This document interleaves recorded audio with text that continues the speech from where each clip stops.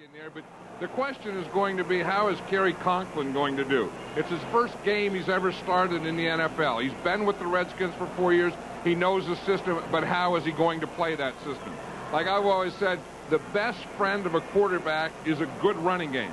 And I think the Redskins today have to be able to run the ball, stay out of 3rd and long. Now, on the Eagles side, what they want to do, they're saying, we want to stop that run, not give him any place to go, make him pass, get him in that long yardage, and then go after him with heavy blitzes. Well, the Redskins will get the first chance on offense. Desmond Howard and Brian Mitchell back deep. The Eagles have a new kicker, Matt Barr. Not a new name, certainly. He's been around. Roger Rujic went down last week. Barr kicks off, and it's a good one. Out of the end zone is Mitchell. Just shy of the 20. The ball might be loose. But apparently the Redskins got it back. Their offensive unit will be led by Kerry Conklin. 6'4", 215. He looks bigger than that. Been around with the Redskins for 4 years. That's the rebuilt offensive line. Jacoby at left tackle. Raleigh McKenzie moves to right guard. Biner, Mitchell, Sanders, McGee, and Middleton will handle the ball along with Conklin. They'll make a lot of changes in that area. 1st and 10 at about the 19. Mitchell is the deep back. They open with 3 wide receivers. They open them up complete. And out of bounds at about the 39. He got about 20 yards. 19, let's call it. The Eagle defense. 4-man front. Simmons and Flores the ends. Harmon and Keith Millard the tackle. Thomas Evans and Joyner. There may not be a better group than that as linebackers. In the secondary, Eric Allen and Mark McMillan the cornerbacks. Miano and Hopkins the safety. First down, Redskins at their own 39. Conklin to Mitchell. Stopped by Flores, among others.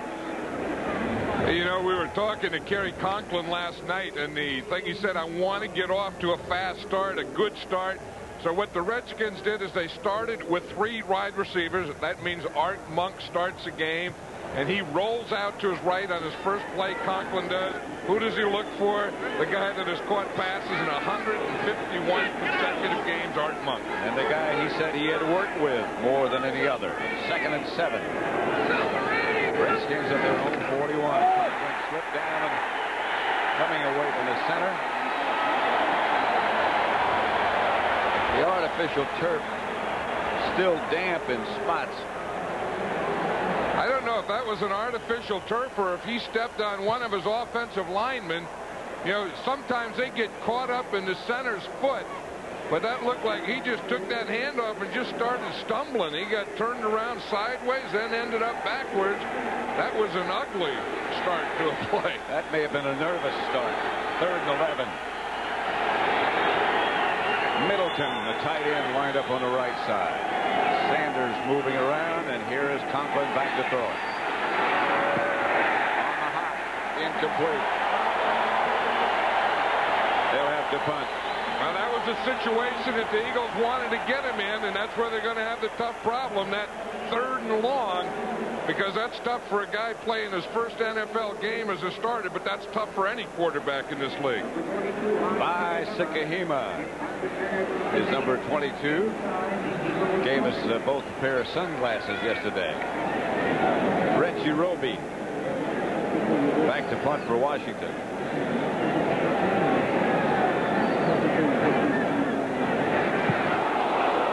Always has had that very high drop. Sikahema has to let it bounce. The Redskins are down, but led by Eilers in good shape. Ball finally bounced out of bounds, and so the Eagles will take over. Third ball for the first time, 0-0. Randall Cunningham is their leader. In front of him, a rebuilt and very effective offensive line. Thompson and Antone Davis, the tackles. Shad and Floyd, the guards, and Dave Alexander, the veteran, at center. Herschel Walker, Heath Sherman, Fred Barnett, Calvin Williams, and Mark Bavaro, the tight end.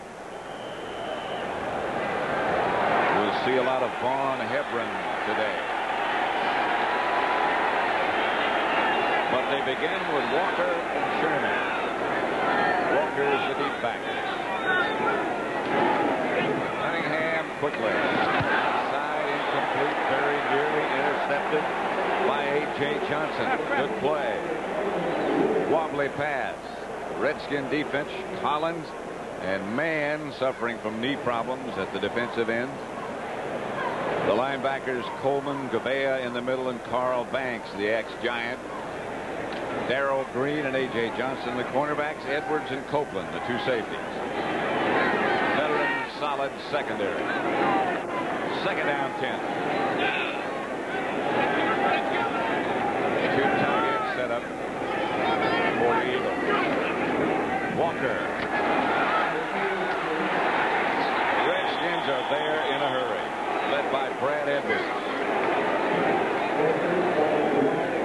You know, if there's any place that this Eagle team has really improved this year, it's in the area of the offensive line, and I think you have to add tight end Mark Bavaro. You see him, 84, make a block. He gets that whole side caved down. Herschel Walker tries to take it to the outside, and of course the free safety, who you don't count for, Brad Edwards, comes up and makes a tackle on the line of scrimmage. Bavaro has always been one of those guys that just sort of sticks to a block. He's a great blocker. I mean, he can block a big defensive end by himself. Cunningham back.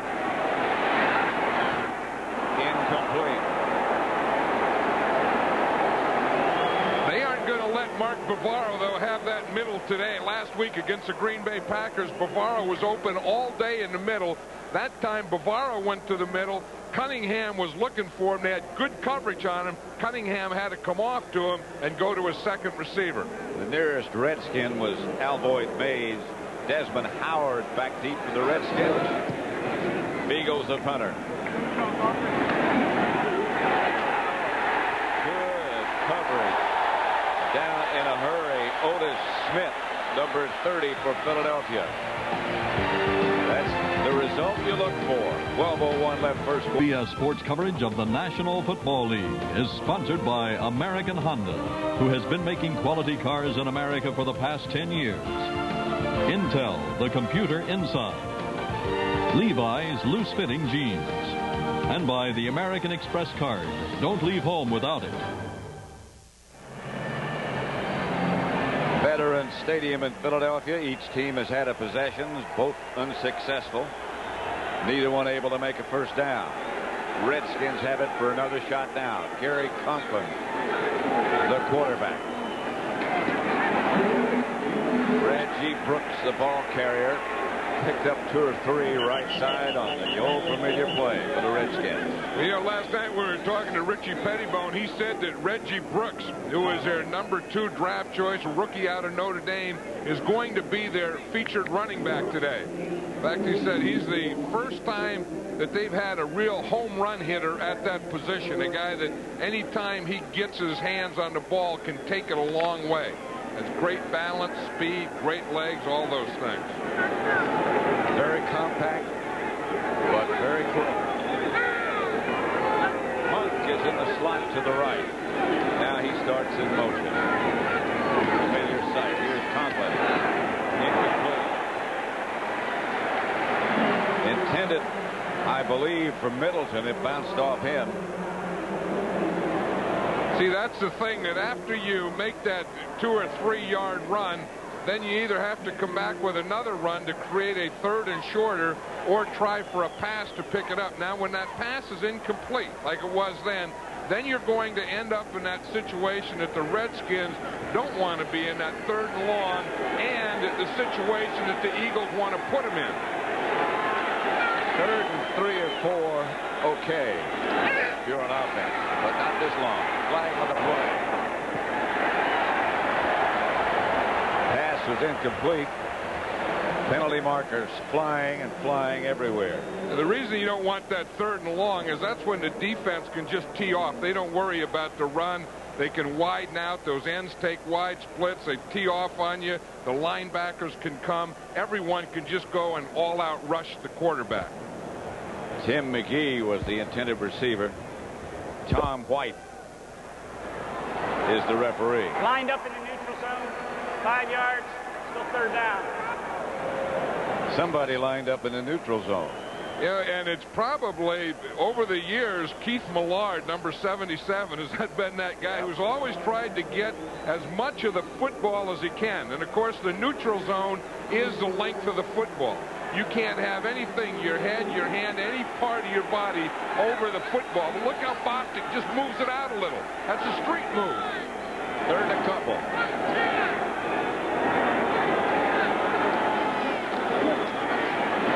Conklin's pass is complete again to Monk.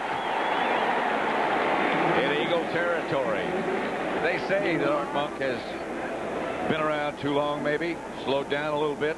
Doesn't show, does it? No, it doesn't, because he just knows how to play the game, and he knows how to compete, and he knows how to get open. I mean, there's just a zone defense. He really didn't do anything except have a feel, you know, get by those linebackers, now come under control a little before you get to that secondary.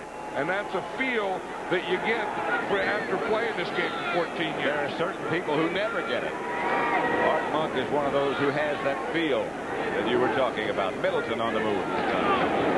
Conklin, semi-roll left for the bumper. Intended for McGee, incomplete. Eric Allen and Wes Hopkins back there with him. Yeah, that was a big penalty by Keith Millard being in that neutral zone because it was incomplete pass.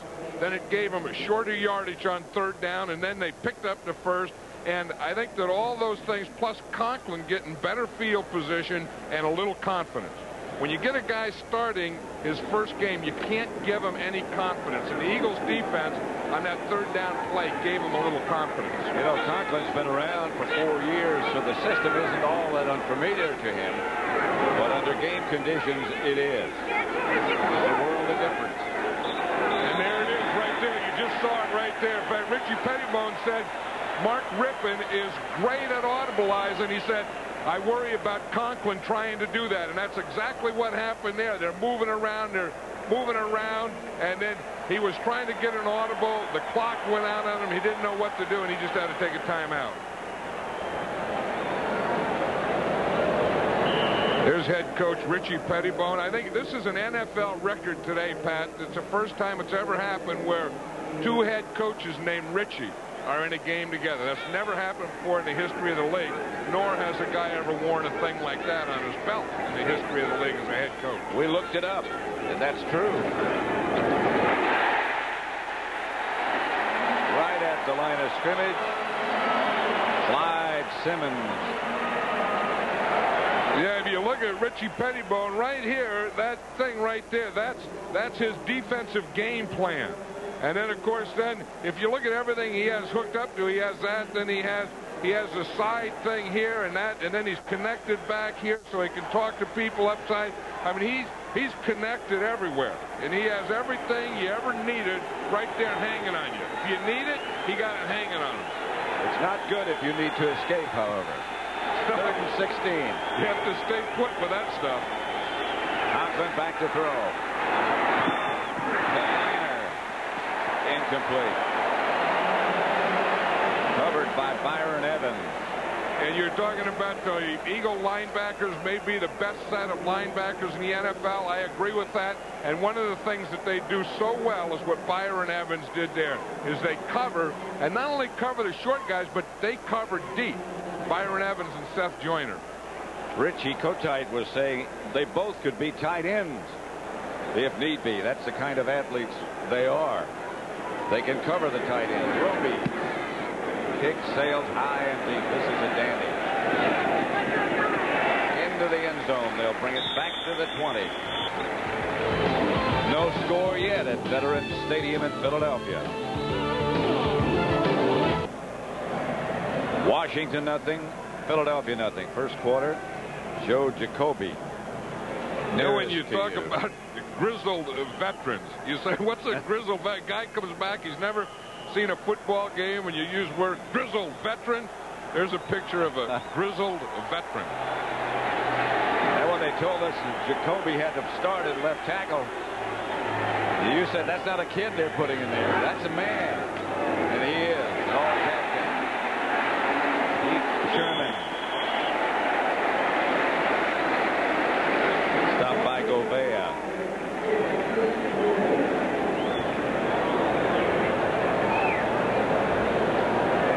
The Eagles' inactive players as of Friday: Waters, Reed, Thomas, and Ruzek.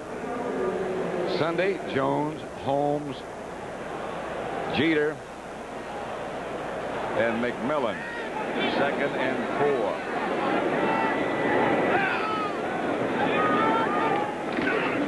Cunningham, Sherman.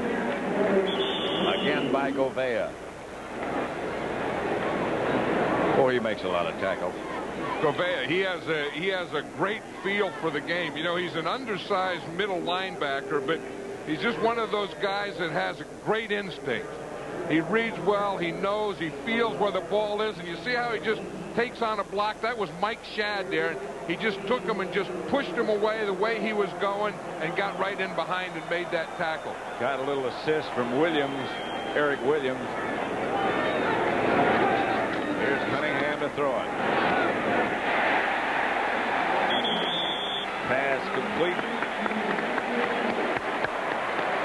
to the Eagles' Victor Bailey.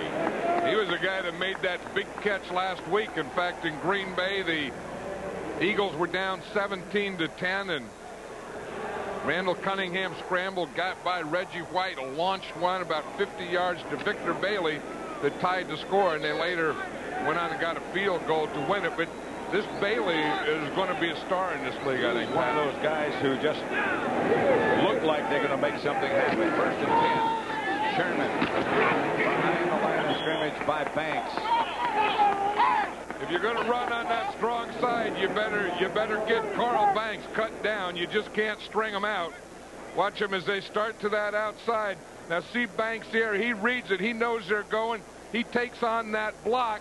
Now, of course, they were trying to kick him out, and the runner runs right into where they're kicking him out. And part of that is because of the pressure from the inside that bounced him to the outside.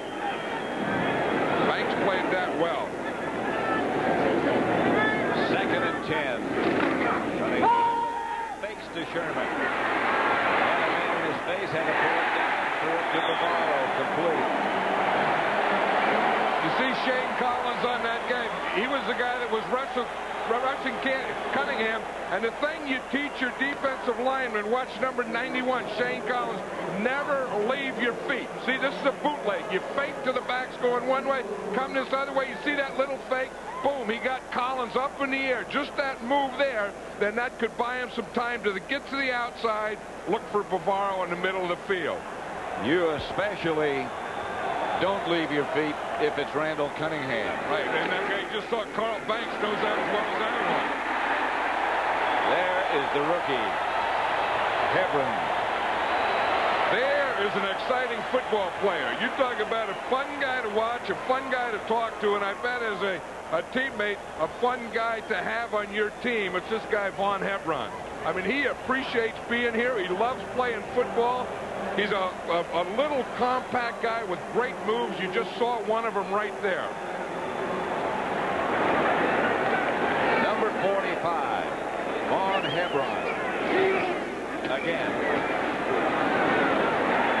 He's not going to run over a lot of people, but he's got that sparkle, that great smile. Yeah, and he's a powerful little guy. He was telling us yesterday, you know, of course, he's a free agent. I mean, you know, they have all these scouting systems, combines, computers, but they still miss good football players, and this is one that they missed. In fact, he was saying that his whole family wanted to give him a draft party, and he said, no, I don't want a draft party. I might not get drafted.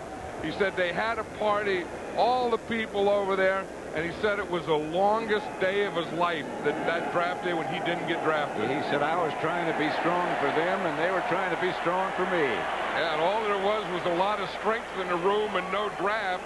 The Eagles were the first team that called him. Dick Wood, the backfield coach of the Eagles, had liked him, watched film on him and liked him and wanted him. They were the first team to call him right after the draft, and he said, I already took chances in draft. I'm not taking any more chances. I'm going to go play for the Eagles. They're happy about it, and he's happy about it. Here's Cunningham to throw it. Gets it out over his head. Bounced off his hands. All you got to do is talk about a guy, and he didn't make the play. Yeah, and that's really going to eat him up, because he's the type of guy that wants to make every play, you know, has a burning desire and wants everyone to like him and to trust him. And you see here, when Cunningham throws the ball, he should have caught that ball. It's a little high, but he knows it. He hopes that Cunningham will stay with him. And he will. If Randall Cunningham is as smart as I think he is. Yeah, anytime you ever talk about Hebron to Cunningham, a smile comes over Cunningham's face. There he is, back to throw. Has Barnett. Beg your pardon, it's Calvin Williams that made the reception. You know, Cunningham looks so much more comfortable this year, and I think it's for one big reason, that offensive line. This is the first time that the Eagle offensive line has really had good pass protectors. And I think it starts with their left tackle, Broderick Thompson. In fact, he got pushed back on that one a little bit. That whole front, these front three guys, Shad, Alexander, and Floyd, they're solid in the middle, not letting any penetration, so Cunningham could step up. Nothing doing. Bobby Wilson made the stop for the Redskins. Here's another player, Wilson. Richie Pettibone was saying last night he's going to play a lot more and he's going to get a lot better. Richie Pettibone really hasn't been satisfied with this Redskin defense, and he said we're not playing well enough. He said our four-man rush isn't good enough. He said, and he hopes that Bobby Wilson will play and be a big part of it. He said because he could be their best defensive lineman. Second and 12. Cunningham to Walker. Walker stepped out of one tackler. Stopped by Monty Coleman. And Cunningham can do things with a football like a basketball player. I mean, you know, that looked like a kind of a half pass, half lateral, half fumble. You know, it kind of looked like he may have fumbled it. Well, but he got the ball back there.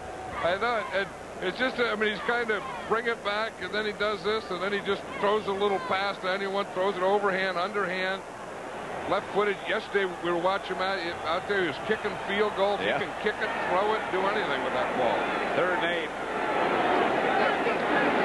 There at about the 15 as Cunningham goes back to Hebron. Slipped at about the 12. Down at about the 10.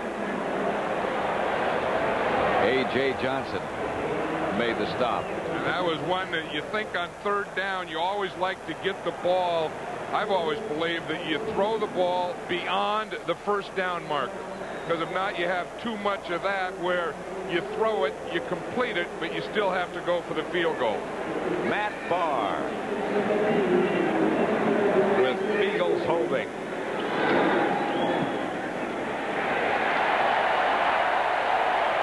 And Matt Barr puts the Eagles on the scoreboard. They lead the Washington Redskins 3-0. 2:34 left first quarter. Matt Barr.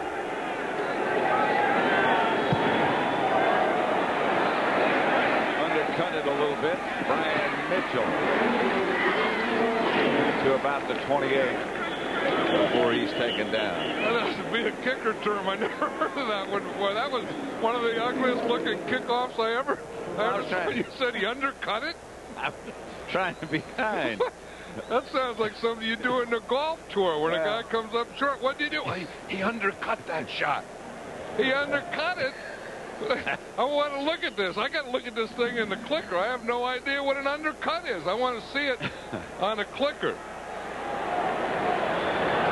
I don't know, but that thing, I mean, he just lobbed a knuckleball out of there. He got too far in front of it. Oh, that's what it is. Yeah. Okay. You kickers have excuses for him. He just make up words. He undercut it. Then I put it on the clicker. You said he got too far in front of it. Well, Well, you kickers. Undercutting, got too far in front of it. Although he did kick the first one, he kicked into the end zone and he made the field goal. So Matt Barr said he's here just for the weekend. He and I had a conversation yesterday, and I gave him a couple of new excuses. Undercut it. Pass from Conklin is complete. Stopped by McMillan to Ricky Sanders. As well, you know, McMillan's only 5'6", and so the one anyone tries to play big on McMillan, you know, you try and just get the ball, use your body, you know, keep him out with your shoulders, and then when you catch it, just turn and boom, just try and run over him. But I'll tell you, he hangs in there. McMillan, I mean, he hangs in there. He is a scrapper. 3rd and 3. Conklin to Desmond Howard. That'll be enough for a Redskin first down. I think. Desmond Howard just 2 years ago won the Heisman Trophy. And getting into this thing now with the Washington Redskins as a returner. Richie Pettibone said last night he was going to use him a little more today as a receiver. Well, he hasn't been able to practice. He's had all kind of minor injuries. And it's pretty hard to play if you can't practice. It's pretty hard to play, too, when you have, you know, an Art Monk there. And in essence, I think Art Monk just really beat him out.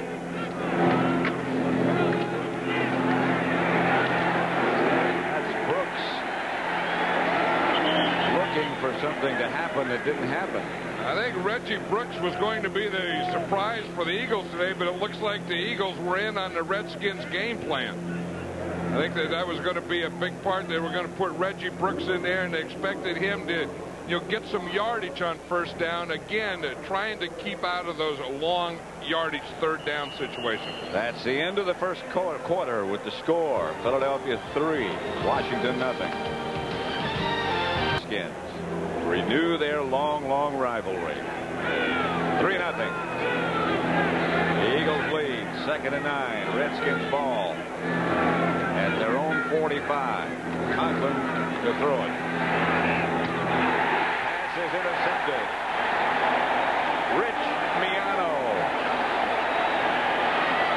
Pressure from Clyde Simmons and from Keith Millard. Yeah, that was an interesting shift. That the whole defensive line shifted before the play. I tell you, that's after the play. The first thing you teach, there's very few free shots that a defensive lineman gets at a quarterback, but you get one after he throws an interception. Here's the whole play from the right-hand side. Clyde Simmons is going to get a little push there, but the pass protection wasn't bad. I just think Conklin just made a bad read on that thing. Didn't even see me on him. That's Heath Sherman, the ball carrier. Yeah, what happens is go ahead. I was just going to say that after an interception, then the offense goes to defense, the defense goes to offense. So Conklin, who threw the pass, is now a defender, and Millard is now an offender, so he can go and block him. 2nd and 8. Doesn't mean you can maim him. No, well, you can undercut him, though, if you want to. Yeah, you can.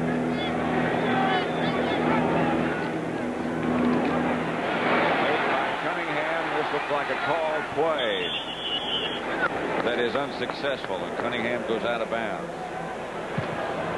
Well, they didn't get Carl Banks, and they didn't get A.J. Johnson, and Cunningham was trying to get that corner. You know, the offensive line for the Eagles is a good offensive line now, and we've said that then you add Mark Bavaro as a blocker, and you really have something there. Bavaro got a corner on that time for Cunningham, but then A.J. Johnson and Banks just played off and didn't give him the long corner. 4 wide receivers for the Eagles. Redskins blitz. Cunningham comes out of everything and goes deep. He's got a man open momentarily. Knocked down at the last second as Darrell Green was back. catch-up speed. The guy that makes a heck of a block is Mike Shad. But just watch, Darrell Green was beaten there for a while, again by Bailey, but Darrell Green, one of the fastest players in the league, has that great catch-up speed. Here we see Shane Collins. He just hit Cunningham just as he threw that ball. Eagles to punt, and it's a good one. Bearcats signal for by Mitchell. He has to let it bounce and out of bounds.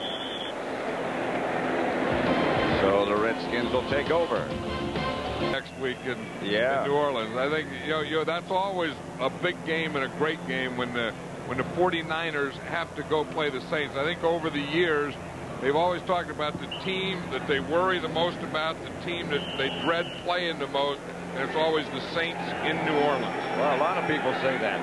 You can't hear because of the noise of the crowd, and that Saint defensive unit just swarms all over you.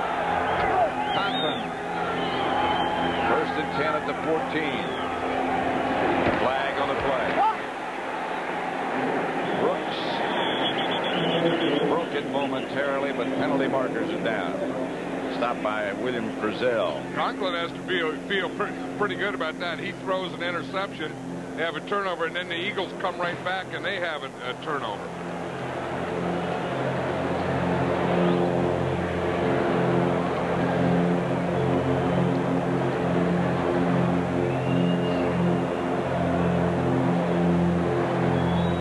Offsides, number 77 defense, lined up in the neutral zone.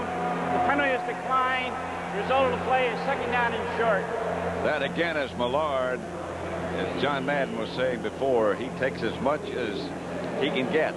And Bostic, being the veteran that he is, after he puts the ball down, he reaches out with it. That's what he's doing to him. That's exactly what Bostic's doing to Millard. He knows that Millard is up there. Then he comes up and he moves the ball forward. I think Keith Millard is lining up all right. And then I think Bostic is putting him in the neutral zone. You see, it's just before that, because he takes the ball and puts it up just before he snaps it.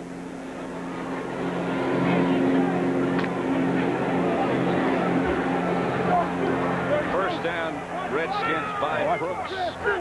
As he looks a little more confident now. See that move right there? See now, that put him in the neutral zone. He moved it twice on him. That's Brooks again. Dancing over the right side outside the 30. Picked up short yardage, 3 or 4. Stopped by Byron Evans. Yeah, that's where the Redskin defense really did a good job on that last series, because Conklin had the interception, the turnover to Miano. The Redskin defense comes in, boom, they stop him, force him to punt. So turnovers are bad, but if the other team doesn't score as a result of it, you kind of get off the hook a little. Second and 5. Sanders and Monk split wide left. It looks like he might be changing the play.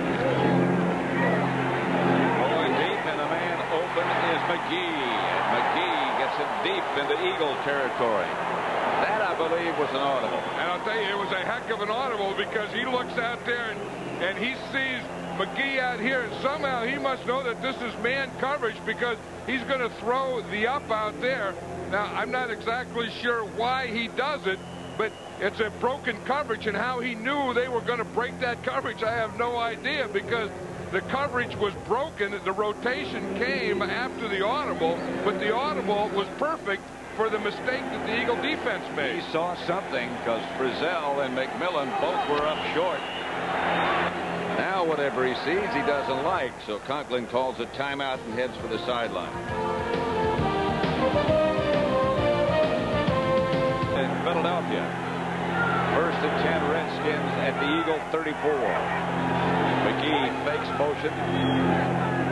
Conklin again looks like he might be changing the play. Call for the hitch pass to Sanders, and the Eagles knock it down. Hey, Byron Evans knocked Conklin down too. Byron Evans got there about the same time Conklin did. I don't know exactly what he sees, but watch Evans, boom, right up the middle, just as Conklin is getting ready to throw that thing. Whap, he comes up and unloads on him, turns him sideways. But Flores knocked it down. You see, Conklin's giving signals, then Evans is giving signals, and watch 56. He hits that hole perfectly. Brooks doesn't even touch him. Conklin back to throw it again. From Monk, back to make an adjustment while the ball was on the way. Wes Hopkins back there to knock it down. Monk was looking inside, turned back to the outside. And the fans love Wes Hopkins. Wes Hopkins was a regular here, and then there was a big thing about signing him. He went to another team. He was waived. He came back. He didn't start. He's starting today, and I'll tell you, he is a crowd favorite here in Philadelphia. Always has been. He and Andre Waters. 3rd and 10. Eagles are showing blitz, and here they come.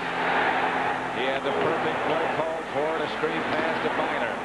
First down, Redskins. You know, they showed it.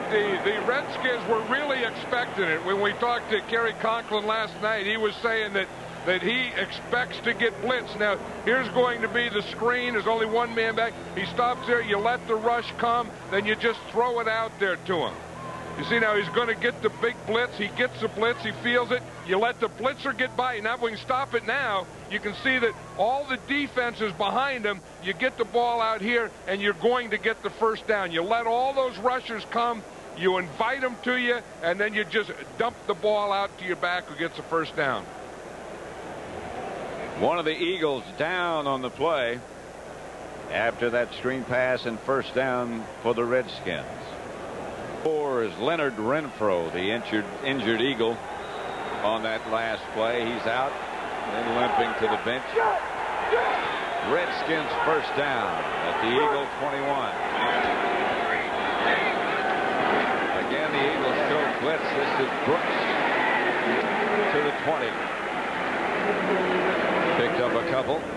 Clyde Simmons wrapped around his feet. The defensive coordinator of the Philadelphia Eagles is Bud Carson, who's been one of the top defensive coordinators in this league. Seems like forever. I remember back in the days of Pittsburgh Steelers when he was a defensive coordinator, then with the Rams, and here with the Eagles. And one thing about Bud, he'll mix those defenses up, keep mixing them up, and if he finds something you can't block, he'll give it to you all day. You'll get another dose and another dose until you do block it. Another blitz. Conklin going deep to the corner. Had McGee. Just missed him. I tell you, Conklin seems to be handling things pretty well. On that play, he got knocked down by Mike Flores just as he threw the ball. But I think Conklin has pretty good poise. He's aware. He's seeing things. He's audibilizing. And the Eagles are really giving him the ultimate test. I mean, they're changing defenses every time. They're changing people. They're blitzing corners, safeties, linebackers. They're throwing the whole defensive package at him. 97, Tim Harris. Speaking of the whole defensive package, he's got a bad elbow, but he's coming on a rush, and he got close to Conklin. That's Biner, however. Bouncing close to a first down. And the Eagle defense is really giving Conklin, or Conklin is taking advantage of it, but he's getting confidence. You can just see the way he throws, the way he carries himself. Now he knows he can get a little protection and throw the ball and get it out there. You can just feel Kerry Conklin getting confidence in this game on this drive. He seemed very calm and collected last night when we talked to him. Very sure of himself, very comfortable with the system. The one thing that he didn't know and his coaches didn't know is, how's he going to do in the game? Right. McGee, touchdown. Tim McGee. He's a guy who felt he hadn't been involved in enough of the offensive schemes, but now he is. And Richie Pettibone told us last night that Reggie Brooks was going to be the runner, and he wanted to get the ball more to Tim McGee. Here he does. That's a corner pattern. McGee runs to the inside. Again, that's the second play that the Eagles have really dropped their coverage on. You run to the inside like you're going to the post. They bite to the inside, and then boom, you go right back to the corner. Eilers will hold. New holder.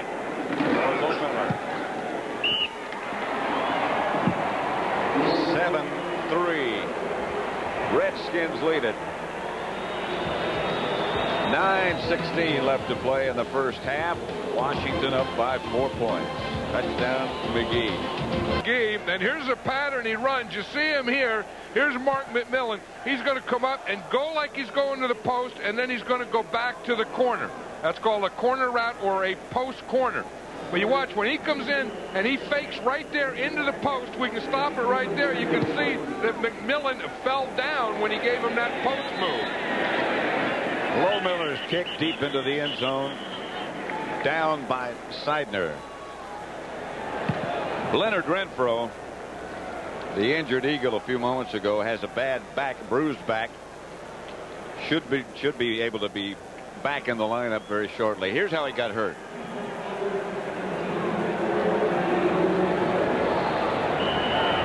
Just landed on his back. Don't forget he weighs 300 pounds, and that's a lot landing on the back. But he has a big back to land on.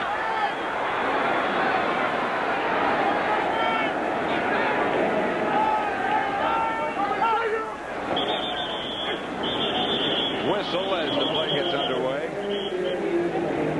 You know, it's funny in this game, the Eagles, you know, talked about wanting to get ahead.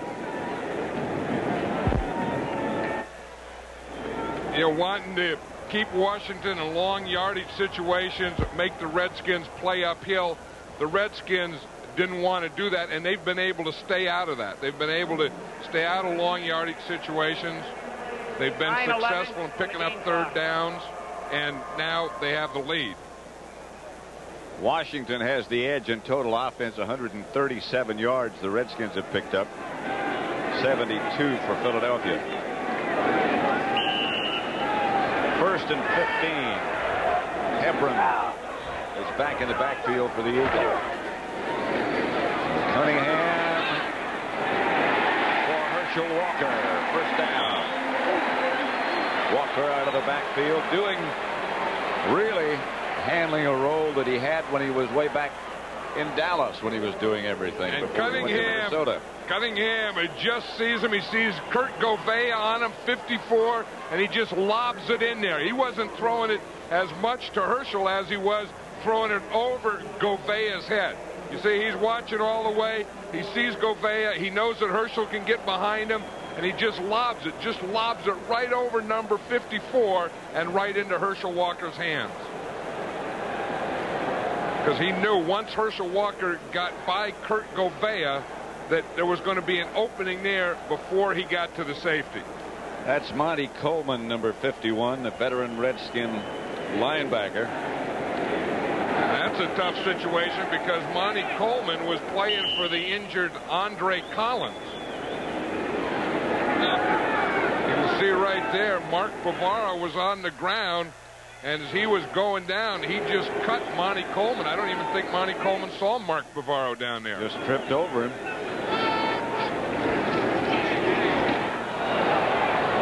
Handoff is to Heath Sherman. The ball might be loose. Redskins are certainly saying they've got it. A lot of enthusiasm. You see Gouveia there? The 54, he was on his back. He doesn't see anything. He's just pointing, but he was pointing in the right way, and he was right. Redskin ball. Yeah, Richie Pettibone is the head coach of this Washington Redskin team, but he is also still the defensive coordinator. And I'll tell you, he always gets his guys in the right place. That ball was just knocked out of there before he ever went down. We asked him last night what he said to the offense. He said, I tell them to play hard and have fun. Yeah, and Gouveia's explaining to him how he recovered that ball with his feet. He had that ball between his ankles. First down, Washington at the Eagle 34. Conklin going to work quick. Has Ricky Sanders wide open, touchdown, Washington. They brought a guy in here with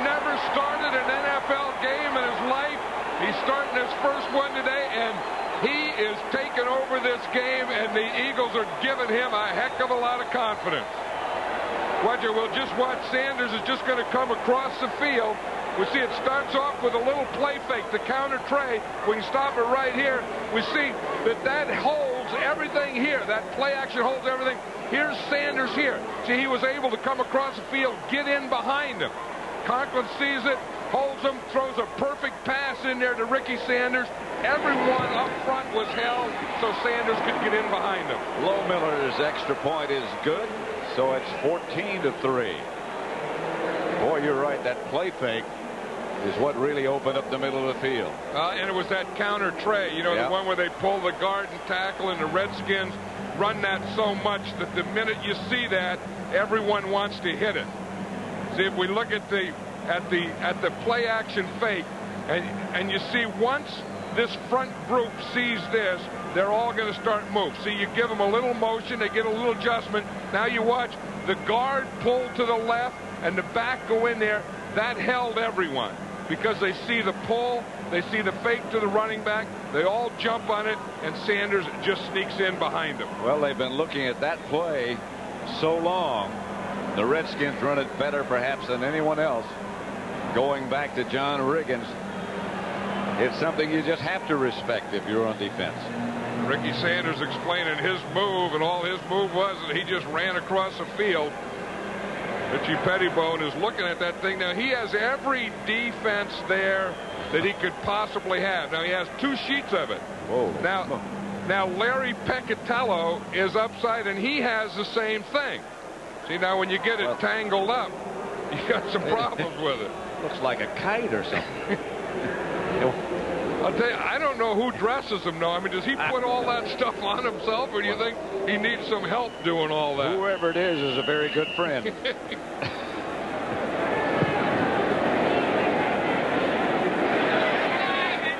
Lohmiller's kick to Seidner deep into the end zone where the Eagles down it again. But the one thing I think that, you know, we talk about Bud Carson and the things that they've done. Richie Pettibone on the other side, it makes great adjustments. We're talking about number of defenses he had, and he said, you know, I can't even count the number of defenses we have. And he says, we have so many different defenses. He said, we don't even have time to practice them all. But he really mixes them up. I haven't figured out how you call them if you can't practice them. I haven't figured out how you call them when your cord gets tangled up. That's holding your plays.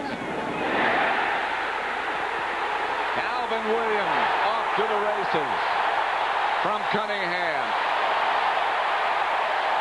80 yards.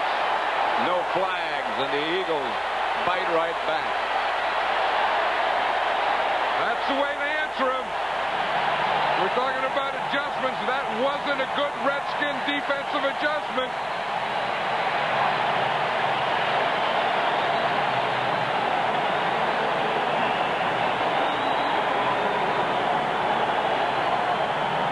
This is the longest pass reception of Calvin Williams' career.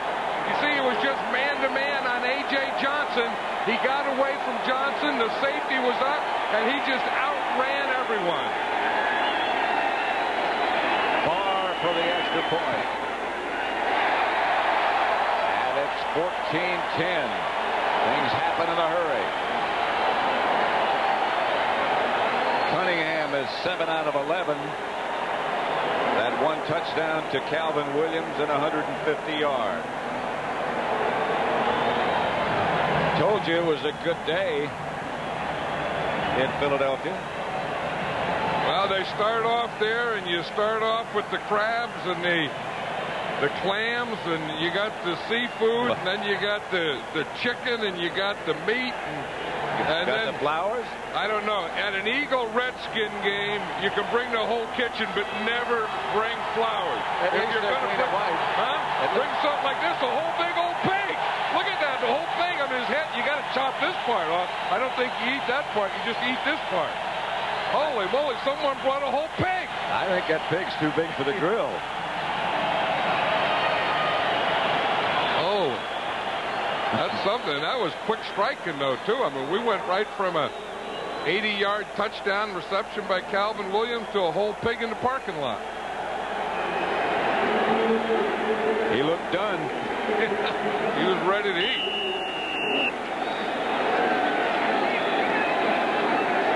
Barnes' kickoff is high, but this one has room for a return by Desmond Howard.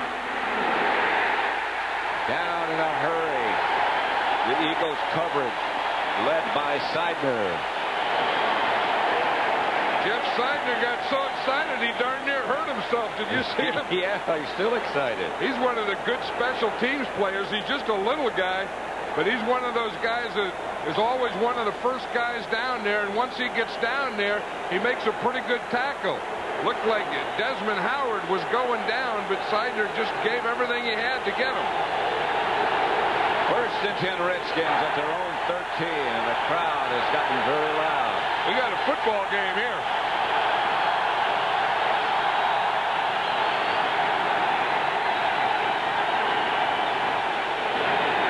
Brooks outside for a couple and a flag on the play. That was thrown right in the area where they usually call offensive holding. It was funny, they ran the play that they had faked earlier on the touchdown to Ricky Sanders. Eric Allen made the stop. The penalties against the Illegal Eagles. use of the hands to the face. Number 74 defense. That's a first down. Gerald Nichols is number 74. Used to be you could slap him beside the head, you could do anything. Now the hands to the head on either side of the ball is a violation. Yeah, the things you used to do to the head as a defensive lineman, you have to do to the shoulder pads now. You used to hit him in the head to get his head turned, and that would turn his body. Now you have to hit him on the shoulders to get his body turned. Yep. The referee's a nice guy. He turns off the umpire's microphone. That's how you tell if you got a good friend. That guy's almost hooked up. The umpire's almost hooked up as much as Richie Pettibone. Tom White. Is illegal use of the hands to the face, number 74. The penalty, seeing how it's a running play, should be from the end of the run. Therefore, we will move it down the field proper distance, first down. You got to take a commercial. Well, what he was saying is it doesn't go back to the original. If it were a pass, it would go back to the original line of scrimmage. An incomplete pass, but since it's a running play, it goes to the end of the run. Added to the end, right. Byron Evans giving signals to the rest of the defenders. Conklin gives to Brooks.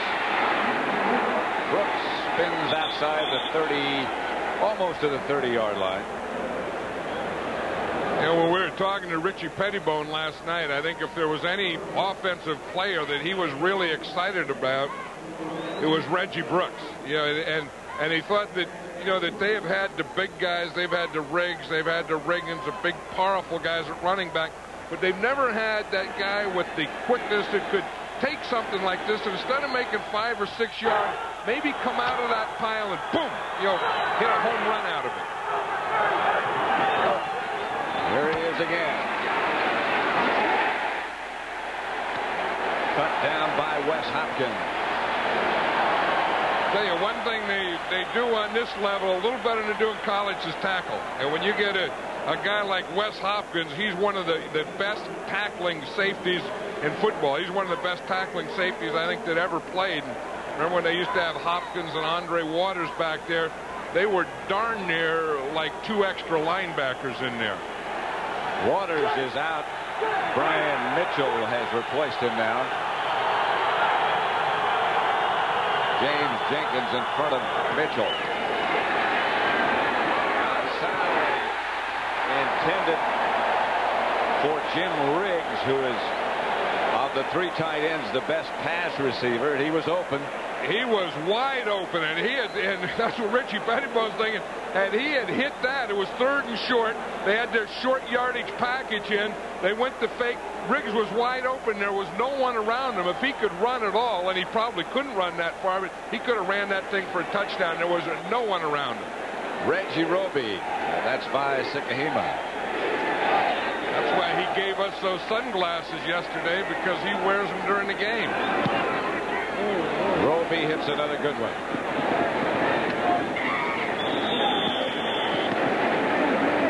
Eric had signaled for Johnny Thomas down quickly for the Redskins. 53-yard punt by Roby. 14-10 with 5:39 left to play in the first half. This game is presented by authority of the National Football League. The CBS telecast is intended for the private use of our audience. Any rebroadcast or other use of this telecast without the express written consent of CBS, the Philadelphia Eagles, and the National Football League is prohibited. First and 10, Philadelphia at their own 19.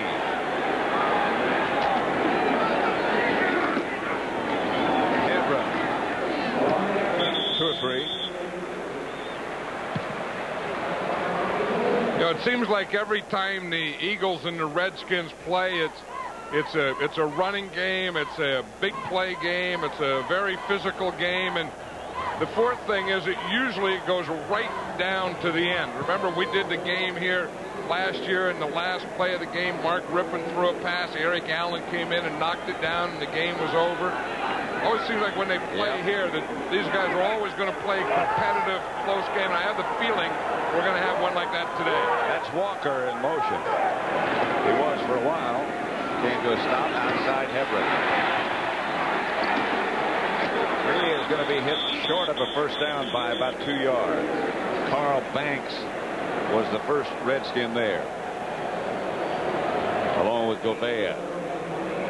Hebron draws a crowd. You know, he said that anytime he plays, guys were saying preseason and then you play regular season, it's up a notch. He said it could be up a notch. He said, but to me, it's just another guy trying to get me. He said all it is I get the ball. He said whether it's a scrimmage or it's a preseason game or a regular season game, he said it's just guys trying to get me. This is an Eagle timeout. Talking about Vaughn Hebron. Last week he said he couldn't believe it. In the game, down the clutch drive against the Packers. He said he heard you were there. He won't see you. He said even on one play they asked me to block Mr. White. Reggie White. Didn't he call us both Mr. Mr. Yeah. I mean, he's one of those guys that really enjoys being where he is. Don't forget, coming up at the half, Greg and Terry with all the scores and highlights and an expansion update. Report on the 5 cities that are still in the running, vying for a piece of the NFL pie. Of course, there are some sensational races going on, but in both leagues. In baseball, the American League, Boston leads the Yankees 1-0, bottom of the first. Toronto, Minnesota, 0-0. We'll keep you up to date on what's happening there. That's the first down measurement. The Yankees won a weird one last night, didn't they? Yeah. The umpire, because the Red Sox, some of them at least, thought the game was over. But the umpire had called, not the umpire, one of the officials had called a timeout, not the plate umpire, I should say, had called a timeout because a fan ran onto the field. Then they got 2 more runs and won the game. 3rd and 1. Heath Sherman is the deep back. Walker in front of him. Sherman didn't get it. Gouveia was the first man to hit him. Boy, the play pass would have went well there. The Redskins, and again, Richie Pettibone does a great job. But you look at this Redskin defense, the whole defense is up there. They got the whole team up there. Had they gone play pass, they would have gotten it. But they are really playing this run hard. They take that corner away, then Gouveia scrapes off and makes a heck of a tackle. Eagles. He undercut it. Took an Eagle bounce. And it winds up not being that bad as the Redskins will take over with 3:45 left to play in the first half. You know, and the last time the Redskins had the ball on 3rd down, they went for a play pass. They had Riggs wide open. That time the Eagles, had they gone for a play pass, it could have been a touchdown because the Redskins just sold out. They played run all the way on that 3rd and short. So it's 1st and 10 Washington at their own 28. Kerry Conklin is the quarterback. Rypien will be out a couple more weeks at least. Vermont, incomplete. Deflected at the line of scrimmage. There's Mark Rypien. I was talking with him before the game, and it was pretty well publicized that he had been on the exercise bike earlier this week, quicker than he expected. In fact, he said to me, I think I overdid it. I got on too quickly, did too much too quickly. You know, he's one of those guys that, you know, heals quickly, and he says that, and the doctors say that, and the trainers say that, but by the same token, you can't push it. I mean, nature has a place in healing. 2nd and 10. Brooks breaks out on the draw play momentarily. Looked as if he'd be stopped behind the line of scrimmage. He came out of that. I tell you, there's two things. First of all, Clyde Simmons hits him, and then you're going to see Byron Evans come in and miss him. There's Simmons right there. There's Evans right there, and you're not going to see that happen often. Now, Evans is playing with a cast on his hand, and he has a little tough time wrapping up. But this is a great spin move. Watch 56 Evans. He's reading that thing perfectly. The minute he grabs him, Brooks spins, and he spins right out of that tackle. On 3rd down, Conklin, incomplete.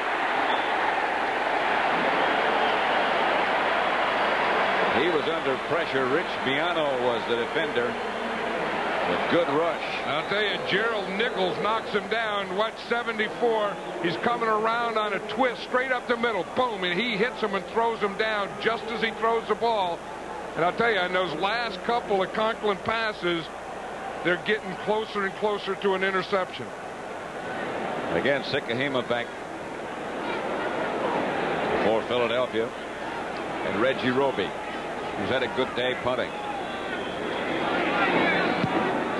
Another good one.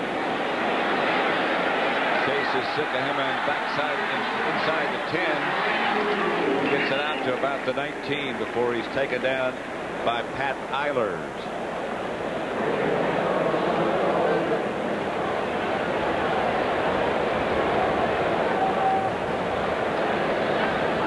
You know, one thing that you want to do, you talk about a long kick and, you know, and hang time and all that stuff. Now, when he catches the ball, he has to have at least 5 yards. Now, if we stop it here, he catches it on the 10. Now, the closest guy is 35 on the 35. So that means that he is 15 yards away. Now, when the closest guy is 15 yards away, when you catch the ball, you should have a good return. What you want in your coverage is you want the closest guy to be within 5 yards of the punt returner when he catches it. That's sort of always been a problem, if it's a problem, with Roby. He outkicks the coverage. Here's Cunningham. Deep pass is picked off at the last second by Darrell Green, who again made one of those recoveries that only he can make. Yeah, but that wasn't the guy that Darrell Green was throwing to. Darrell Green was covering the other guy. And it was on a crossing pattern, and that is a heck of a play by Darrell Green. If we just watch this, it's going to be a crossing pattern, and you're going to see Darrell Green is down here on the bottom of the picture. Now watch as it starts. If we stop it right here, here's the guy that Cunningham is throwing to. Here's Darrell Green here. Now watch this. Cunningham throws it. Green is covering this guy. He leaves his guy and goes right and makes that. So he was covering another guy and made the interception of another receiver, if that makes sense. Does to me. 1st and 10. Middleton was the move man. Conklin semi-roll right. Pass to McGee, who had a first down. Had to come back for the ball. And maybe he got it back, and maybe he didn't. Yeah, it takes a little while to work into a system. Of course, McGee is doing a lot of the things that Gary Clark used to do. That's a double move. He had a stop, a go, and then a stop again. And when he stopped, he came back to the ball and almost lost the first down. Again, we see the pressure here on Conklin, but he's a tough guy. He just steps up and throws it. And again, that was Gerald Nichols who hit him. Nichols has been all over him today. It is a first down. He did get it back, and this is Brooks. And he can't spin away from Clyde Simmons. Well, we're coming up on the 2-minute warning left for the end of the first half. 14-10. They've got some key people injured, but they are still very good. 7 down and 10. Redskin ball at their own 48.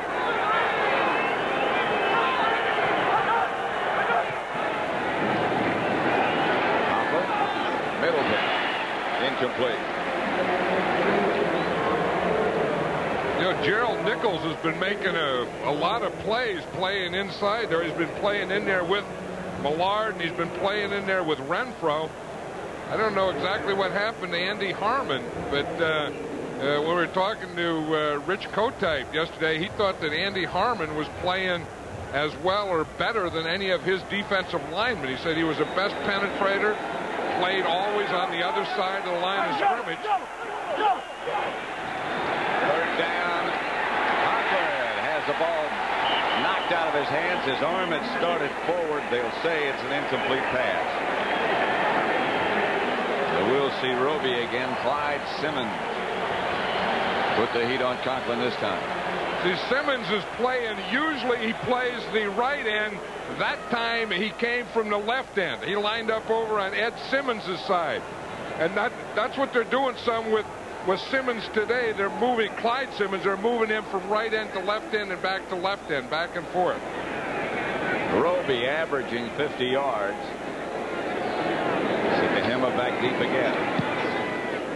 This one might be out of the stadium. Eilers down to cover Roby's kick. What a kick by Roby. 52 yards, but it went higher than the third deck. Well, that's what they said. You know, last time his first kick as a Redskin, he punted the ball on the first punt, boom, then ran it all the way back for a touchdown. They said the hang time and all that stuff. But I'll tell you one thing. I always say, I remember years ago when I had Ray Guy, I used to have a guy, you kick it as high, as hard, as far as you can, and if they can't cover it, I'll get new guys that can cover it. You don't find many guys who can kick it like that. Now, I used to tell my quarterback, you can't throw it too hard. Throw it as hard as you can up the field. If they can't catch it, I'll get new guys. A minute 40 left to play in the first half as Cunningham gives to Herschel Walker. Walker first down, Philadelphia. You know, Herschel Walker, as an Eagle, has been quietly effective. You know, they have him doing a lot of things. They're going with no huddle now, but he plays running back, H-back, blocker, receiver, everything. Almost picked off by Monty Coleman. He had a shot. And that's the area that Monty Coleman plays the best. You know, remember all those years he was like a nickel linebacker. He didn't play rundowns. He's still limping from that chop he got from Mark Bavaro earlier. But that's the best thing that he does, cover and play pass defense well in the backfield in space. 4 wide receiver. Barnett wide left. Bailey was the man in motion. Fred Barnett lunges for close to a first down, and he got it. Again, the Eagles are going with no huddle. Everything has to be checked with me. Everything has to be audible. Cunningham quickly. Down goes Randall Cunningham. Al Noga, off-season acquisition, made the sack on Randall Cunningham. Well, that's Al Noga's first sack. I mean, he's a guy that came over from Minnesota. They expected a lot of him, and really he hasn't gotten into the swing of things. He's normally a left end. He's playing right end now, and as he said the other day, he said, I haven't made any plays, and he said, I'm just learning the system. I just work here, and all I have to do is get a sack, and then I'll have one. And he got one. Philadelphia timeout this is, so they have one left. Although we have a difference of opinion. Well, again, what they're thinking here with the Eagles is that they have to get a couple of first downs, and you don't think of scoring a touchdown here. What you think of is just getting in position to try a field goal. Then you get that position, then you go for the score. There is one Eagle timeout remaining. Redskins have 2. 2nd and 15. Washington leading 14-10. Cunningham fakes the draw play, fakes a throw to Walker, finally comes open and hits Victor Bailey. And he gets out of bounds, and that'll stop the clock after a first down pickup. That was excellent pass protection, because you said the word fake 3 times. And anytime a quarterback has that long, again, he has mobility, which we know that Randall Cunningham does, but he also has good time, because he was able to fake a run to one guy, fake to the other. He was trying to go deep to the left side, and he came off all of that and threw to Victor Bailey on the right side. 39 seconds left in the first half. Cunningham back to throw it again. Under pressure again. Threw it away this time. Used up 6 seconds. Carl Banks put the heat on Cunningham. And Cunningham really handles pressure well. I mean, he's had a lot. He's been sacked 1 time. He's been hurried 10 times, knocked down 3 times. Hasn't had any batted balls. That's because he moves so well and finds his own lane, and he has thrown 1 interception. But he's a guy, the way he moves, he can handle pass rush pressure. 2nd and 10. The Redskin 47. Cunningham quickly outside, incomplete. Barnett, the intended receiver. I don't think Cunningham ever really got the ball comfortably in his hand. No, and he tried to throw that one quickly. When you're in the shotgun, you really don't have the steps. You just throw it all arm to get it out there. But I think that they better think of getting the ball up to the 30. They need about 10 more yards passing than they threw that one. 3rd down, 10. No, Matt Barr can't reach it from here. No, they need a first down. They got to think in terms of just getting a first down now. Cunningham going for the bunch. Got a man open. It's Bailey. And out of the pack with the football comes Darrell Green, I believe. Darrell Green is amazing. He's been all over the field. I mean, they throw it to one guy. Darrell Green intercepts it. We talk about being a cover guy. Darrell Green's a great cover guy. You talk about when the ball's in the air, being able to make up speed. Darrell Green is a guy that can do that. You see, Bailey was about 3 steps behind him. Now, the normal corner, you can throw that ball to Bailey and it'll be a touchdown. But you have Darrell Green involved, there's no way. Look where he came from. I know. I mean, he can not only get there, not only catch up, but when he gets there, he has good hands to make the catch. This guy is one amazing athlete. He said to me before the game, I'd like you to say hello to my son. I'm doing that. I respect his performance that much. Yeah, we were talking yesterday to Randall Cunningham. He says there's one guy I always want to know where he is, and that's Darrell Green. And Randall Cunningham didn't do a good job of knowing where he was all the time this first half.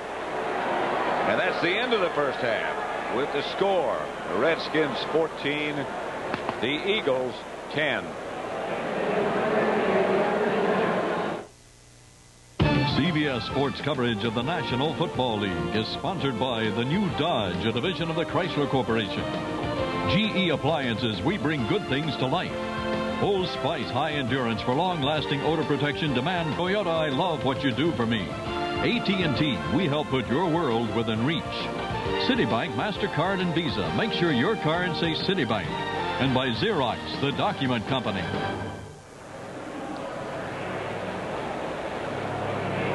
A top Veterans Stadium in Philadelphia. Washington 14, Philadelphia 10. Halftime statistics, John Madden, pretty even, except for turnovers. And I think as we look at the stats, I think we've really had a pretty even first half. And like we said during the first half, when these two teams play each other, it just seems like this NFC East that anytime you get this type of game and these types of teams, it's going to go down to the fourth quarter and more than likely the end of the fourth quarter. They know each other so well. Washington 14, Philadelphia 10. Pat Summerall with John Madden as we get ready to start the second half. Pat Eilers is number 24. Excellent special teams player. Chip Lohmiller to kick off. Bright and sunshiny day. Sakahima and Jeff Seidner back deep for the Eagles. We get set for the second half. Lohmiller. Short kick. Seidner handles.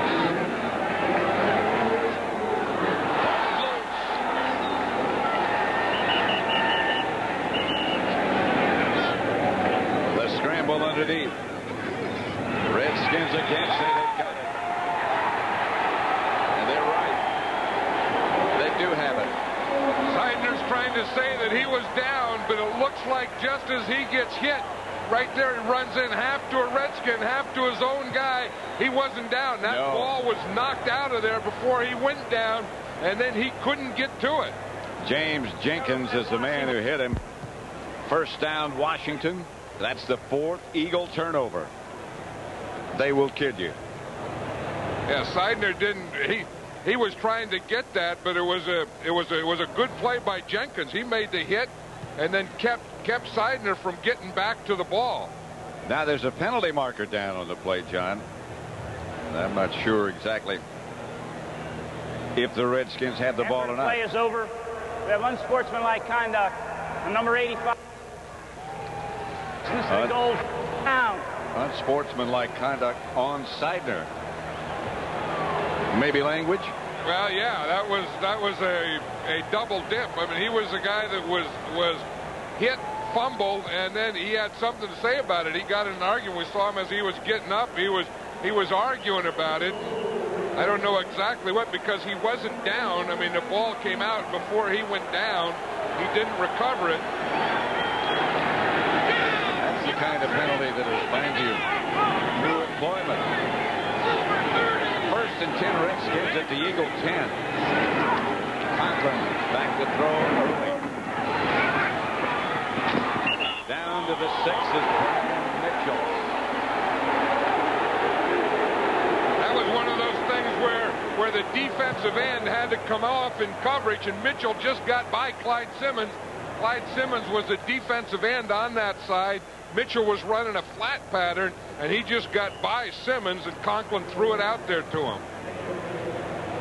One thing that doesn't happen too often is a defensive lineman in pass coverage. I think a quarterback looks for that. If you can get your running back on their defensive end, you can get some kind of mismatch. You've got a pretty good advantage.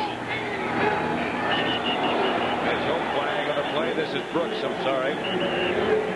Middleton looked as if he might have jumped early. Yeah, and that was one that the whistle blew before the ball was ever snapped, so that play didn't count at all. Number 88 offense and the right tackle, both moving prior to the snap. 5 yards, still second down. They're saying these two guys right here, 88 is Jenkins, the right tackle is Ed Simmons, and they're saying that both of them moved before the ball snapped and they're right. But of course, 88 Jenkins was the biggest mover, and 88 Jenkins was the guy who made that play on that kickoff return that caused the fumble to Seidner. Apologies to Rod Middleton.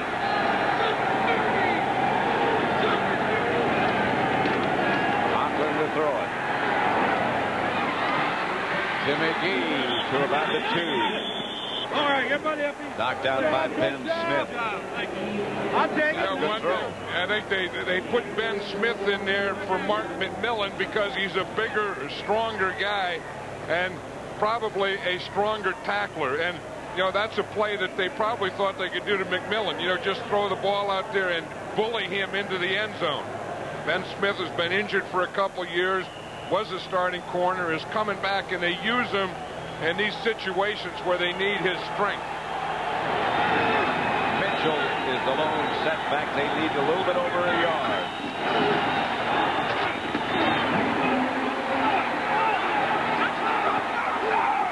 The Redskins are saying touchdown. None of the Eagles are saying touchdown. And none of the officials are saying touchdown, which is the one that counts.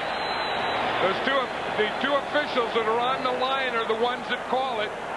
Again, the ball has to break the plane. The ball has to go in the end zone or break the plane of the goal line before the knee is down. I think this is a good call. Well, you have to see when the knee goes down where the ball is. See, it went sideways for a while. At the end, it breaks the plane, but I don't think it breaks the plane before the knee went down. He rolled over, and that's how much they have left. Washington timeout. They lead by 4. At the length of the ball for a touchdown for Washington. And the Redskins have 4 tight ends in there now, Pat. They put Ray Brown, their left guard, number 67. You see him over here. He plays the tight end. Then they have a tight end on the one side, a tight end on the left side, and number 88, Jenkins, a tight end in the backfield. Conklin, touchdown to Middleton. That was a gutsy call by Richie Pettibone. 4th down, I think that's the call to make because they're all going to bunch up in there. You know that they're all play and run. The Eagle defense has to sell out on it, but it still takes guts to call it because a rusher can get through. It could be incomplete. You can overthrow him. Gutsy call by Richie Pettibone. Now watch what happens. This play fake is, if we stop it right here, see, it just gets everyone. Everyone comes in here. Here's Middleton all by himself. The extra point is good. And John, you asked Richie Pettibone last night what the difference is between being the assistant and being the head coach, and he said, well, the responsibilities that go with it. There's one of them. Yeah, and I'll tell you, Richie Pettibone, when he was a defensive coordinator, was always one of those guys who wanted to do the unexpected. He didn't let you know what he was doing. He never wanted to let you get a read on him. And as a head coach, I think he's going to be the same way. You look at this. You see all the tight ends up there? And we just watch it here. Now watch if we stop it here, the effect that it has. You see, the guys you got to get are these 2 guys. Sell these 2 guys on the run here, and this guy will be wide open. You see, everyone buys it right now. They all go for the run, and whap, you just throw it over their head for an easy touchdown. It's an easy way to do it, but it's a gutsy way to do it. I'll guarantee you, it's not easy to call a 4th down play pass. Conklin lobbed it to Middleton. Jim Hannafin over in discussion with Ron Middleton. Well, I think Ron Middleton is one of those tight ends that is more like a tackle than a tight end. And you see him there. Jim Hannafin's the offensive line coach. Middleton takes a seat right there with the big offensive lineman. I think he acts and reacts like an offensive lineman, blocks like an offensive lineman. Looks like an offensive lineman. Weighs like an offensive lineman. The number, that's the only thing. Right, and then when they catch a touchdown pass, they all celebrate together. Low Miller's kickoff. Handled by Jet Seidner about 2 yards deep into the end zone. Hit down inside the 10 by Eilers. You were talking about Eilers as a good special teams player. I'll tell you, he sure is. I mean, that is great coverage. And you see him here. He starts out, there was a double team on him. He gets right by the double team. Then there's not another blocker. And he just runs and just has a feel. You know, the good ones just have a feel of weaving their way through there and getting down there where they don't get blocked. The bad ones, they don't want to get down there, and they always find a way to get blocked. Lamont Hollenquist was with Eilers.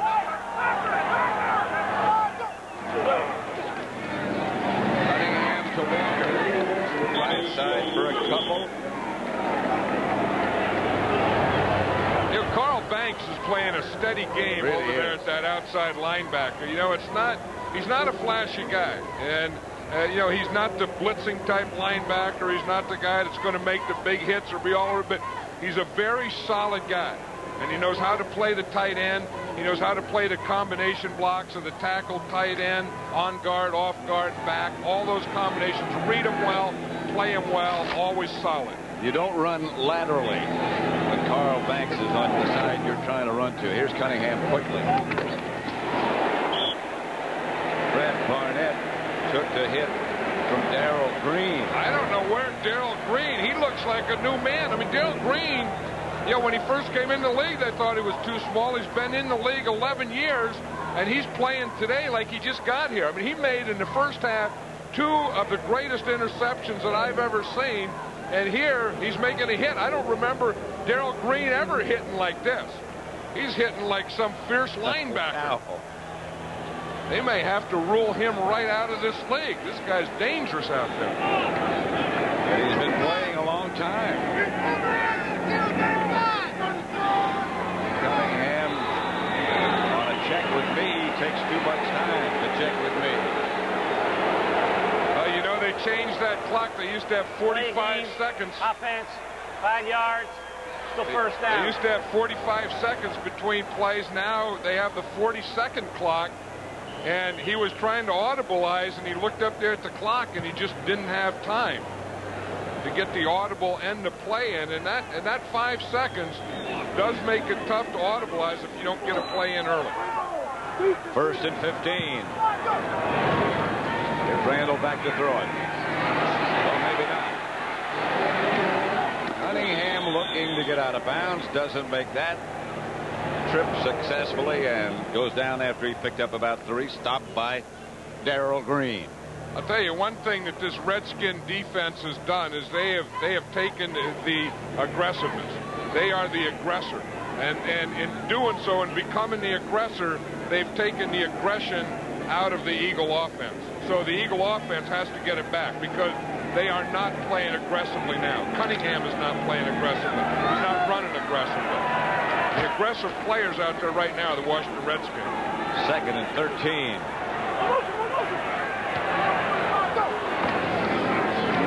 Cunningham to James Joseph, the receiver this time. Stopped by Danny Copeland. I think someone was saying hold him up, and then someone was yelling to you. And they were saying take it, take it. I think one guy had him held up, and they were waiting for some other guys to just come and take it out of his hand. Get the ball, Zeke Bratkowski. Zeke Bratkowski has taken over as the offensive coordinator. Richie Kotite used to be the offensive coordinator, and I know one thing, with Zeke Bratkowski as the offensive coordinator, Randall Cunningham feels much more comfortable. 12 out of 21, Cunningham. 3rd down, blitz coming. Cunningham. Down he goes. Banks. As he started forward, there was Carl Banks. Yeah, and the first guy in there was Gouveia. You know, he's one of those guys, number 54, Gouveia, who just makes things happen. You know, in fact, Richie Pettiboat and the Redskins, you know, they call him a playmaker, and he makes the play on that one. If he was a guy, boom, he gets in there, he disrupted the whole thing before it had a chance to get started. Beagle's kick is a good one this time. That's Darrell Green. No place to go to the 30. Once in a while, Darrell Green sneaks in and starts returning punts as well as everything else. Tell a big game for the Redskins always over the years is when they put Darrell Green back as a punt returner. In their mind, it's a big game. And watch what this guy does. I mean, this is why he can cover so well, and he can make up. I mean, he has moves. Most of the time you think of moves, the offensive guy, the receiver, the running back. Darrell Green as a defensive back has great moves. 1st and 10. The handoff is to Brooks. Offensive line for the Redskins just caved everything in. Well, you see Big Joe Jacoby? Watch him pull. He's going to start on that left side, and once he brings it over, here's Jacoby here. Now he's going to start over here to the right side. And when Joe Jacoby, one of the strongest players in the league, when he gets it turned up and square like that, once he gets square, things are going to go backwards. I mean, he just goes. He's like a bull in a china closet. He's talking about 4 eagles. This is Brooks again, left side. Very little. Gerald Nichols again on the play for the Eagles. He needed about a foot for a first down, and I don't believe he got quite a foot. You know, that Nichols has been playing well. He's playing in there for Andy Harmon, who everyone was, thinking was so good. We see Harmon is back in there now. Harmon hurt his Achilles, or had an Achilles problem. In fact, he wasn't in the game in the second quarter. In fact, he wasn't even on the field. He came out of the locker room in the third quarter, and now he's back on the field again. 3rd and inches. This time they have the first down. The Redskins over the right side, outside their own 40. 1st and 10. Well, they went away from Gerald Nichols. He got the penetration in there, but he was on the defensive right side, and they ran to the defensive left side. He's one of those guys that knows how to get under. You see, he's not the tallest guy, but he has strong arm and shoulders, and he knows how to get under the offensive lineman's shoulders. 6'2", which for a defensive lineman these days is not very big. Yeah, but coaches always say, stay low, stay low, stay low. Heck, he was born low. He's built low. 1st and 10, Washington. Conklin doesn't like what he sees, calls a timeout. The Redskins will have one left in this half. Over to check with the head coach, Richie Pettibone, who was a quarterback in college. Who would have thought? At Tulane, and it was a fine defensive back with the Bears and the Rams. Who would have thought that? And there, you see right there, that's Russ Grimm. Russ Grimm, you talk about guys who were fine players. Remember, he was a fine all-pro guard with the Washington Redskins. He's a coach now, a tight end coach. He's on the headset with Rod Dowhauer. And Dowhauer is the guy up in the press box. This is Rod Dowhauer right here. He makes the calls. He calls the plays, sends them down to Russ Grimm, the old guard right there, old Coach Grimm there with the sunglasses. And then on that play, he just gave it to Conklin, or he would signal it in. Boy, you ask the Redskins about Russ Grimm and what kind of coach is he, and their eyes light up. This guy is going to be a great coach. Yeah, and he's one that, the players all respect, too. The players all know and respect, because as a player, he was a real tough guy. The Eagles blitz. It is successful.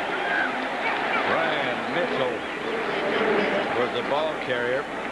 Evans and Flores were the first defenders there. You know what happens is they line Flores up. If you look, he just comes right from the outside. Evans comes straight up the middle, and there's Nichols again. I mean, that was like a jailbreak. Flores was there, Nichols was there, Byron Evans was there. And that was a good call by Bud Carson. He's mixing up his defense as well, too. 2nd and 15. Again a blitz, a safety blitz by Miano this time. Incomplete, intended for Sanders, Eric Allen. William Frizzell both thought they had a shot at it. I'll tell you, I think they were so worried about looking and watching the safety blitz that they didn't even see Frizzell. And you'll see Miano, he's going to start coming up from the right side. If we can just see him, he's coming up. You can see his shadow. Now he comes right here. There's Miano coming there. I think that they said, okay, here's the safety here. Now we can throw the ball in there. But Frizzell jumped over where Miano left from. 3rd down. The wrong way to Finer. Ernest Finer. To about the 44-yard line. Not nearly enough for a first down, so we'll see Roby again. He has done a wonderful job putting. Yeah, this has been a great chess match of defenses and defensive coordinators and adjustments and all those things they do. Ray Brown hurting a bit. Ray Brown is a left guard, and he's also the guy that they moved to tight end on short yardage and goal line. Here's Roby back deep for the Redskins, and Sikahema back standing at about the 10 for the Eagles. Every ball that Roby has hit has just about been perfect. That's a low snap. Roby can't get rid of it, and the Eagles will get the ball deep in Redskin territory. Roby was down.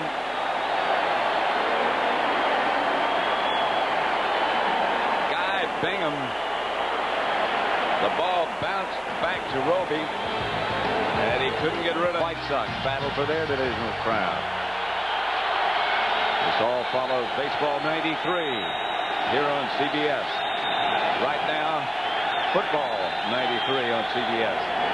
Brooks with a bunt. First down. He almost broke it. Boy, the Joe Jacoby block on that one. You know, they say that this guy, they don't know if he can play or last a whole game. Watch him come around. He's the left tackle. He's right here. The ball's going to be that counter tray starting here. But watch big Joe Jacoby come around there and then keep going. I mean, when he comes around there, he comes around with about a 320-pound load. Boom! He just knocks him down there. Now watch him. He'll keep going. He goes to get some more. He's not done yet. He keeps blocking till the whistle blows the way you're supposed to. Yes, again.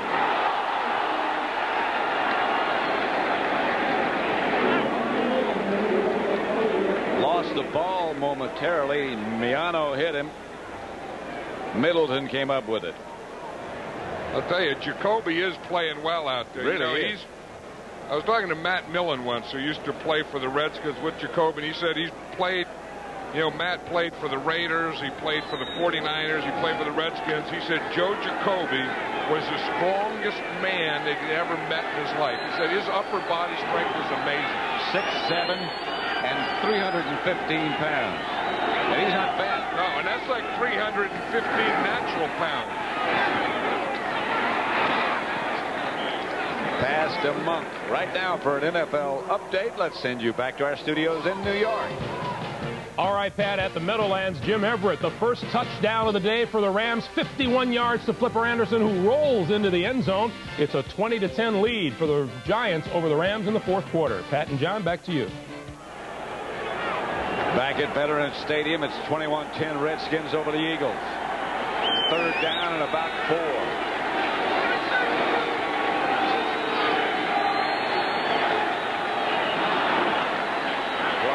Play, Simmons might have jumped, and that'll be enough for a first down if he did.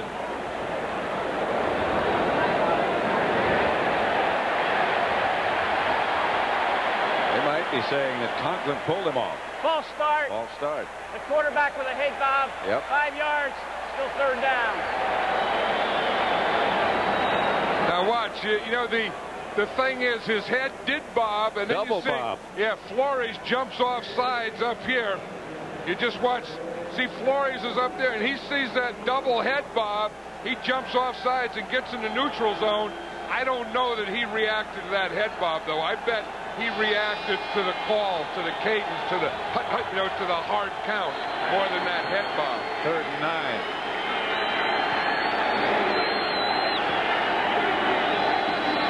Eagles show blitz momentarily, then picked off. Eric Allen strolled in for the Eagle touchdown. I'll tell you, Clyde Simmons made the big play. That's why Kerry Conklin is down. Clyde Simmons took an inside move on Joe Jacoby, and he hit Conklin. In fact, he knocked him out just as he throws the ball. Watch, here's Simmons here. He's going to take an inside move right there. Now watch him as he just comes through. He's going to take an inside move. He gives a club to the inside right up there. Made Conklin throw it. Probably couldn't even see Eric Allen. Threw it when he didn't want to. His head bounced off the artificial turf. And he was just dizzy momentarily. He didn't see Eric Allen dancing to the end zone. Matt Barr's extra point is good. And the Eagles close it. It's 21-17 with 2:34 left, third quarter. 17. Conklin, after being shaken up on that interception, overthrowing on the sideline. He didn't know where Clyde Simmons came from, and he didn't know where Eric Allen came from. This is Brian Mitchell at the goal line. Upended by Jeff Seidner. And also down quickly, Maurice Johnson, number 87. Let's watch gets the interception again. We'll see here. Here's Simmons. He makes the inside move, and then we'll watch what happens up on top. You see the two receivers up on top. Now, if we stop it here, see, here's Eric Allen. He looked like he was running this way. He stops and turns and comes back here. So that's what Conklin, if he was able to see anything, he read Eric Allen turning, and then the next time he saw Eric Allen came off his guy and intercepted it. So it's 1st and 10, Redskins. Conklin back to throw. And going deep. Incomplete, a flag on the play.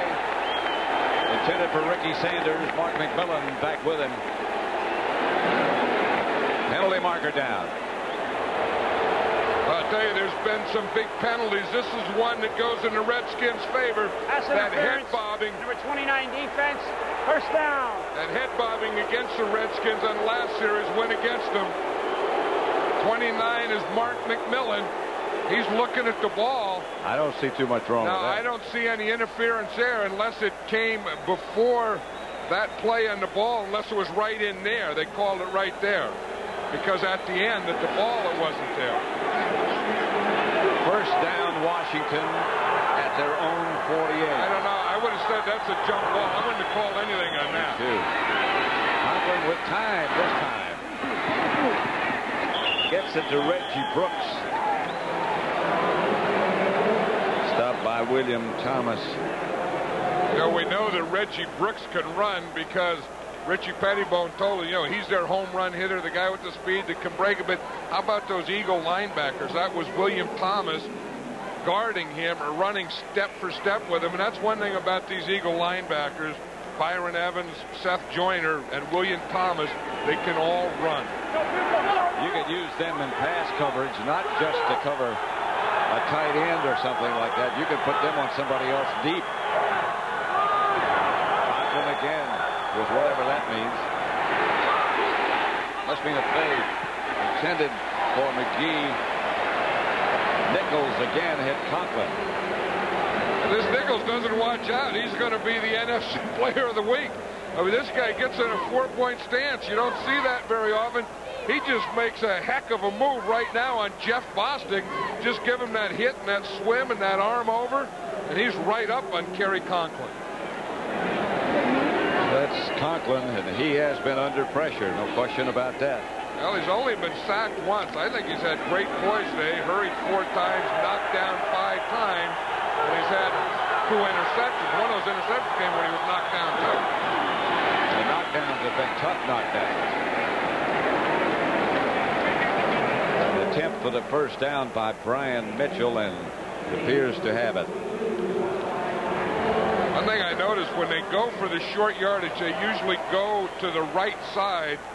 And I think they're really staying away from Gerald Nichols, who has been playing on the Redskins side of the ball all day.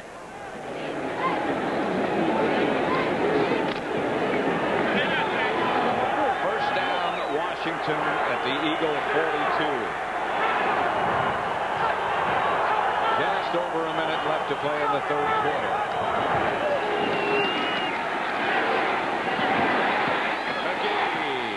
Hit by Seth Joyner, but another Redskin first down. And again, they're working on Mark McMillan. McGee was Mark McMillan's man. And again, it's that corner pattern.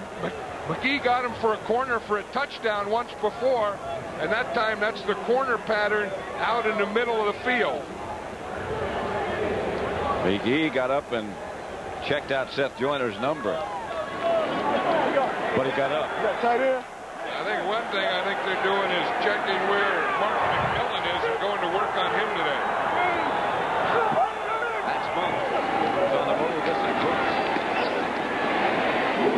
Hasn't been able to shake many tackles today. Byron Evans on the stop. That was that same play. Joe Jacoby pulled through. Again, on that play, didn't hit anyone. I don't know how a guy that big can miss a ball, but maybe they're jumping out of his way. That's the end of the third quarter with the score. Washington 21, Philadelphia 17. Our coverage will continue after this message from your local station. You're watching the NFL on CBS. Back at Veterans Stadium, Pat Summerall with John Madden. Redskins 21, the Eagles 17 as we begin the fourth quarter. Total yards for Washington 280. For the Eagles 227. Typical game between these two teams. 2nd and 9 Washington. Whistle indicates, the officials at least indicate, that this is an Eagle timeout. And so they'll have 2 left.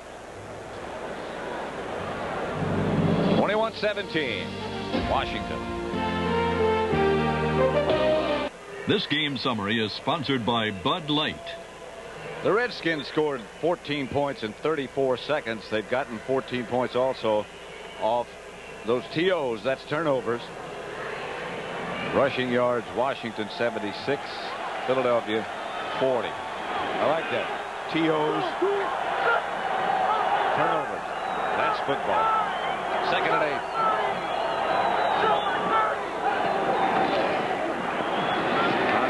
Throw it soon.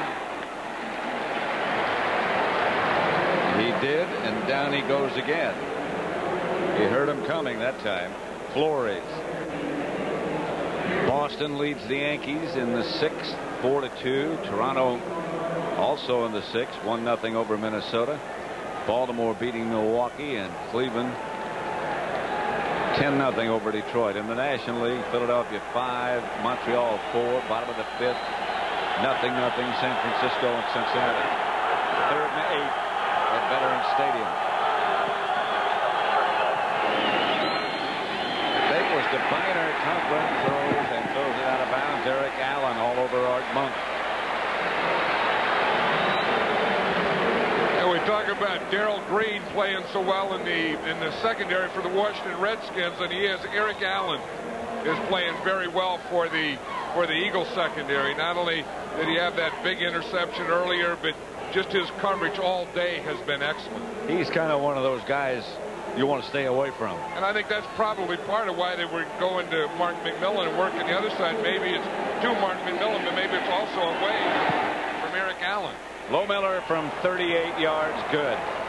With Eilers holding, the Redskins add 4 more and lead 24-17 in the opening moments of the fourth quarter. Coverage of the National Football League is sponsored by Castrol Syntec, the synthetic oil that protects in ways other oils can't. Hilton Hotels, so nice to come home to. Hertz, the people's choice in rent-a-car for 75 years.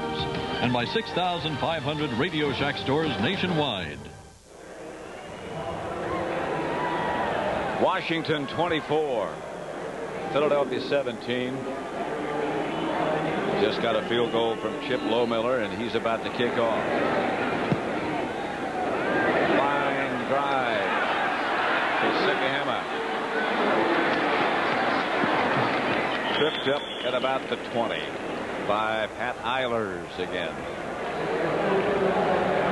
I think if there's anything you say that the Eagles have to get started, even though it's a fourth quarter, they still have plenty of time. They're just down by 1 touchdown.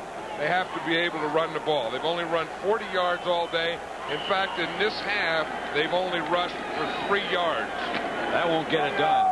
See, their season average is 164, and they're 1/4 of that. Hebron is the deep back. They fake to him. Look out. Randall Cunningham has to take off from behind by Monty Coleman. Coleman made him come out of the pocket and then ran him down. That was a heck of an effort by Monty Coleman. You know, he doesn't look like a guy who's played 15 years. I mean, his body doesn't look like that kind of guy, but also his effort doesn't look like that.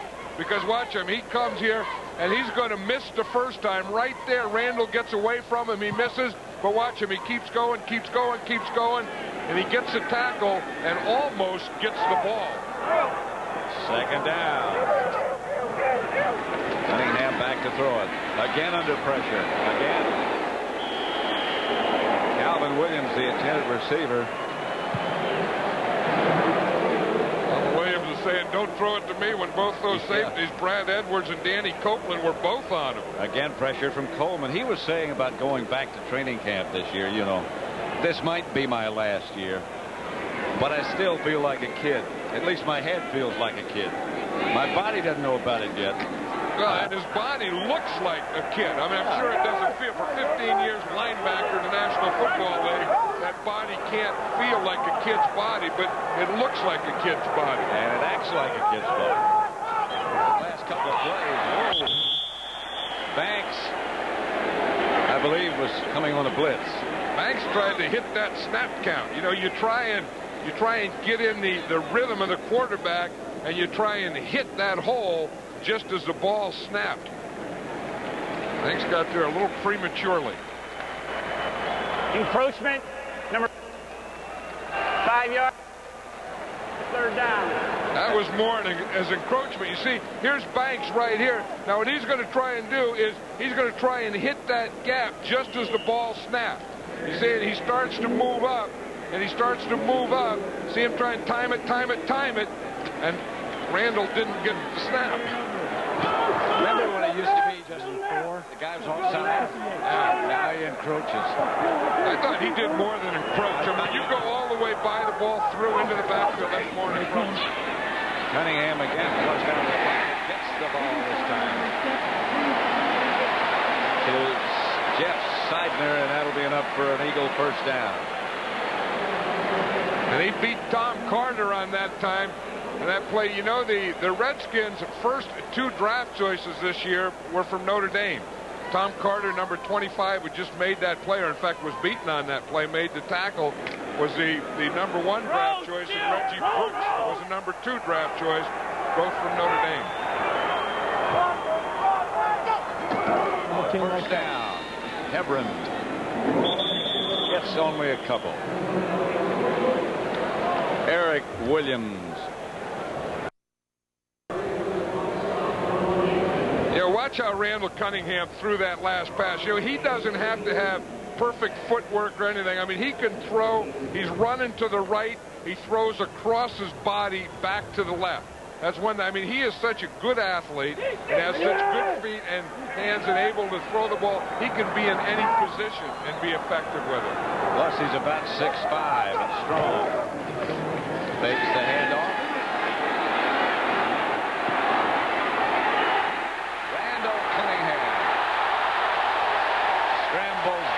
Inside the Redskin 35, picked up by Edwards. And that's the play the Eagles needed. Remember, we said they weren't aggressive, they weren't running. They needed an aggressive move, and here it is. Now watch, he's going to get Shane Conlon caught inside. See right there, 91? Then he's going to get outside. Now he outruns Conlon right there, and then he starts breaking. Instead of going out of bounds, 90% of the quarterbacks in football, they go out of bounds there. Not Randall Cunningham. He knows he has to make something happen and be aggressive in this situation. 26-yard scramble run by Randall Cunningham. They got to hurry now.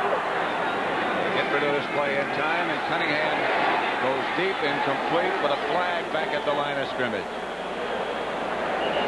Intended for Barnett. You know, we've seen him go to Calvin Williams, and we've seen him go to his tight ends and backs, and we haven't seen him use Barnett much. Barnett has had a quad injury and hasn't been full speed, but you talk about home run hitters. When he is healthy, Fred Barnett is the home run hitter for this Eagle team, and if you need a big play, he's the guy you go to. He's one of the few guys that you can get double coverage and still throw it to him. He can catch it. Remember in New Orleans last year in the playoff game, the catch he made to get him back in the game really just before halftime. Now the officials are wearing glasses now. That's always a good sign. Some of them. Moving.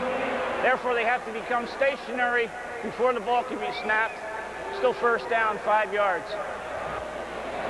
See, now what he's saying there is you can go in motion, but if you go in motion or more than one guy goes in motion, then that's a shift. And if there's shift, you have to get stationary for a second before you can move. What they were saying is they had movement and they didn't stop before the ball was snapped. First and 15 at the Redskin 39. I got 54.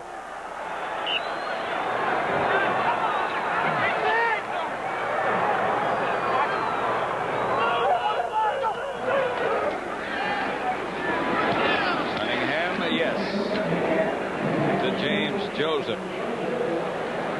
Stopped by Banks, not much. And Gouveia, you know, that Gouveia again is all over the field. It's not only on the run, but the guy's instincts are just so good. I mean, he really is an amazing player. I mean, he's not that big, he's not that strong, but he just has a great presence. And he has a good name. You know, like for a young kid, Gouveia is a good guy to be as a role model because he got all the vowels in his name.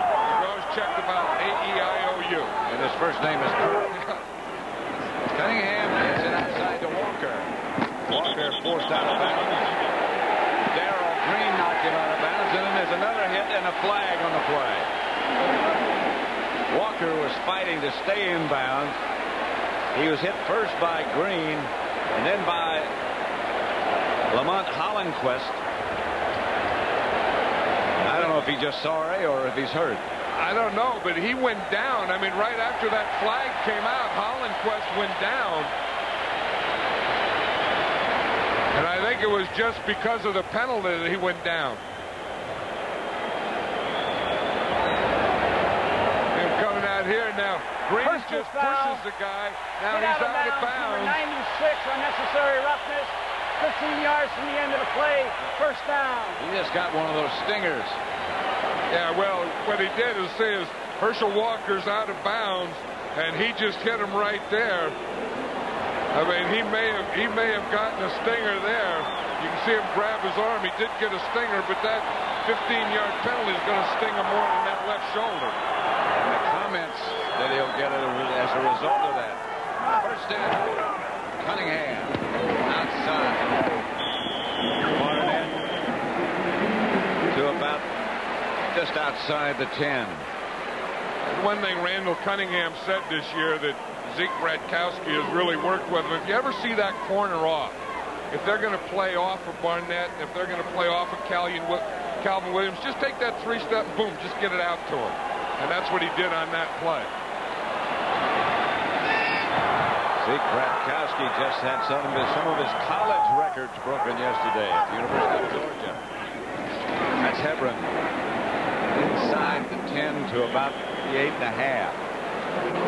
Von Hebron was saying last week against Philadelphia they were down. The score was tied. They were driving down for that last drive, and Rich Kotite had him in the game. And he said every time he'd look at the sideline, Kotite would have his arms like, hold on to the ball, hold on to the ball, hold on to the ball. He said, but his teammates only said it in the huddle once, and he was glad. He said sometimes you can just be reminded of things so many times that you think that's what you have to do.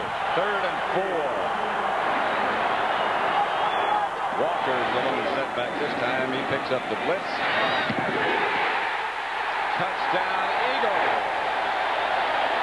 Calvin Williams, second of the day.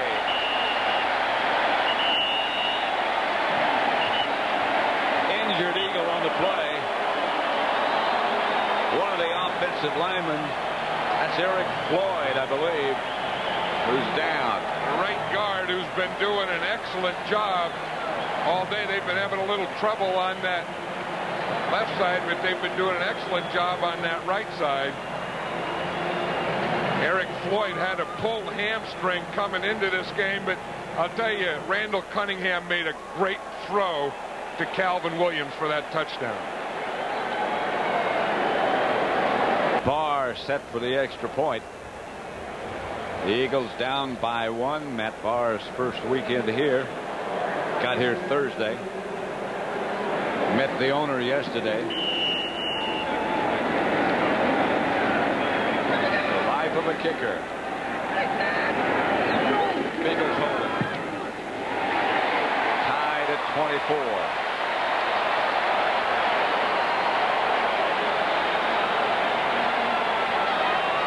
8:23 left to play. 24-24 tie. Let's watch the touchdown again, Pat. Here's Calvin Williams. He's going to come in and run a slant right in here. Cunningham throws a perfect pass. In fact, the only guy that can catch this one is Calvin Williams. See, he runs in there, and A.J. Johnson keeps going, and look at that ball. That was a perfect throw. Perfect.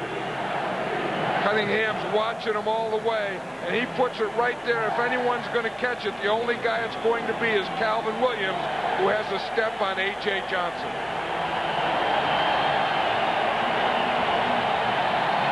Bruised knee. That was his left knee, and what happened is they got collapsed on it. He was blocking, and the pile came from his left side and just went right down on Eric Floyd's left knee. If it's just a bruise, they're lucky. Yeah, see, here's Eric Floyd here, and you can see what happens to him. See, he's blocking. He doesn't even see it come. Now watch right there. You see, they get it, and they get his left knee and twist him over. Boggs kickoff at the goal line by Brian Mitchell. And again, the Eagles special teams do an excellent job. 24-24 tie. James Joseph was down early, along with Derek Oden, number 58. And you know, we said that the Eagles had to get some running going, and they did get running going. They got it with Randall Cunningham.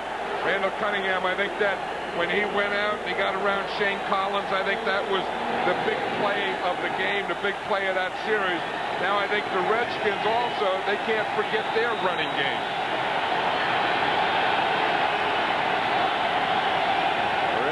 A couple of players shifting, Monk and Middleton. Now they're set long enough.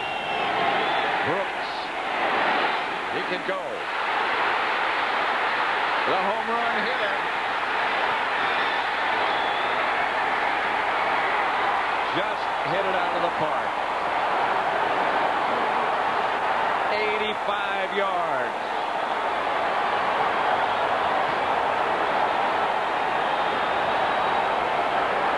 Richie Pettibone's clapping for his home run hitter. Number 2 draft choice, a rookie. He said he's going to be our featured back today. He featured him in the 4th quarter when he needed it. Griffin said, whoop, all the way. It's that little trap. It starts up the middle, some missed tackles there, and once he gets to that point, you know it's a touchdown. Yep. Well, there's an Eagle injured now to his feet. Clyde Simmons back at the line of scrimmage.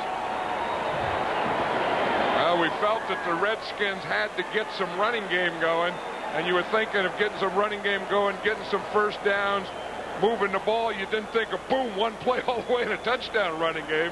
That's Brooks. A running game the way it should be. 19 carries, 153 yards, and that touchdown for Brooks. That's the way you like to feature a guy. I was going to say, when Richie Pettibone says we're going to feature a guy, Richie Pettibone features a guy. And when he says he's a home run hitter, he's a home run hitter. Lohmiller's extra point is good, and it's 31-24. Washington. You talk about noise in a stadium and how you can take it out. You know, they always say, what are we going to do for the noise? The quarterbacks can't hear, blah, blah, blah. The way to take the noise out of a stadium is what that guy, Reggie Brooks, just did there. Take a ball and run it 80 or 90 yards. Because this place was noisy. They had Conklin, who's playing his first game ever, starting his first game ever in the NFL. He hands it to a rookie. You know, he makes him miss a couple tackles and runs all the way. And did this stadium go quiet? In a hurry.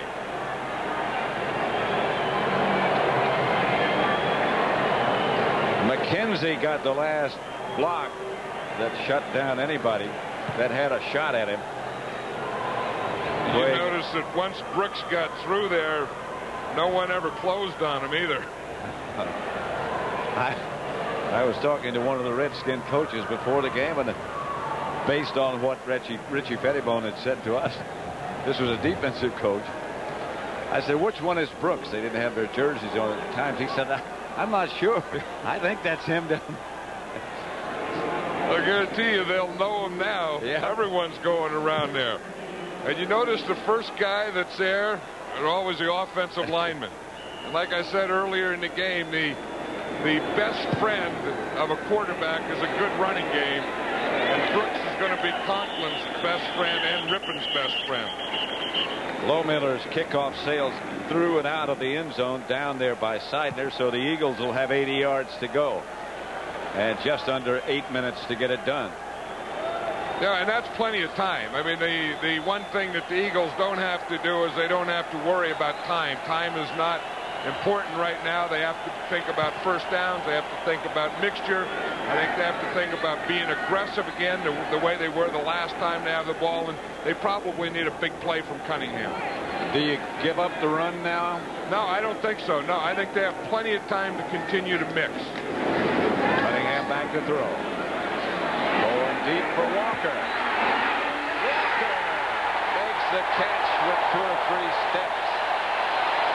Randall Cunningham is so confident and so loose. I mean, that throw that he threw to Calvin Williams for the touchdown, and then this one to Herschel Walker were perfect passes. Watch as he just comes a little roll right, has his guard out there. He stops, sees Herschel Walker. Herschel Walker, again, you always think of him as a running back, but Herschel Walker has great speed, and he just runs by everyone. He was lined up as a wide receiver. Well, that's the thing that Herschel Walker can do. You know, they line him up in the backfield. They hand him the ball. They let him block. And they also line him up outside as a receiver. Here's Hebron. And a flag on the play. A.J. Johnson up to make the stop on Hebron. But a flag down. Holding.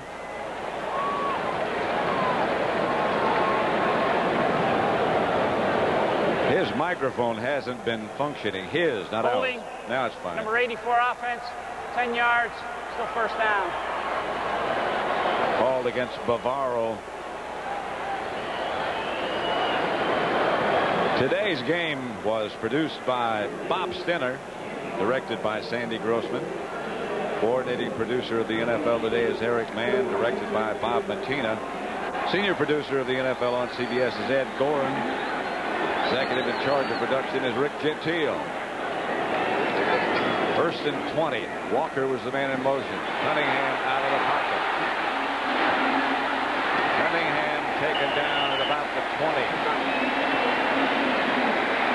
And up in a hurry. You know, one thing I like to see Cunningham run the ball, and I like to see him keep in bounds. It seems like more and more guys are just running out of bounds. You know, running backs, wide receivers and stuff. And defenses start to play that way. A.J. Johnson is playing for him to go out of bounds, and when he cuts back, it's a big surprise to him all the time. I remember seeing Joe Montana stay in bounds one time, and the rest of the team had just relaxed. I know, and he made a cutback. Yeah. Steve Young always does it, and the other guy that does it is right here, Randall Cunningham. Here's Walker. On 2nd down, they needed about 6. They got about 1. Stopped by Bobby Wilson again. Yeah, Richie Kotite is going to have an interesting decision here. If he doesn't, this is 3rd down coming up. If he doesn't get a first down here, do you kick a field goal or not? I think they have plenty of time. I mean, I would think the play now is to get a first down and then get a touchdown. But if you don't, I think the play is you kick a field goal. 5:20 left to play. The Eagles are down by a touchdown. 3rd and 5. Barnett was the man in motion. Here's Cunningham looking, and down he goes. Bobby Wilson. Now I think they have to kick the field goal. I mean, that's the thing that hurt when you get that big play and you get knocked out of field goal position or you get knocked back. There is a flag on the play. There's been some big penalties. Haven't there, though? Redskins are going to say, let's turn this one down, I believe. Illegal shift, number 86 and 89, both moving on Philadelphia, not getting reset prior to the snap. The penalty is declined. They'll take the result of the play, 4th down. See, what happens is you can have one guy move in motion, but if you have 2 guys, they have to set. Matt Barr is out on the field. He was saying yesterday, I have an advantage. First of all, he said, I've gotten more from the NFL than I can ever get back. I feel very fortunate. But you really don't have to learn a new system. You just have to have a good holder.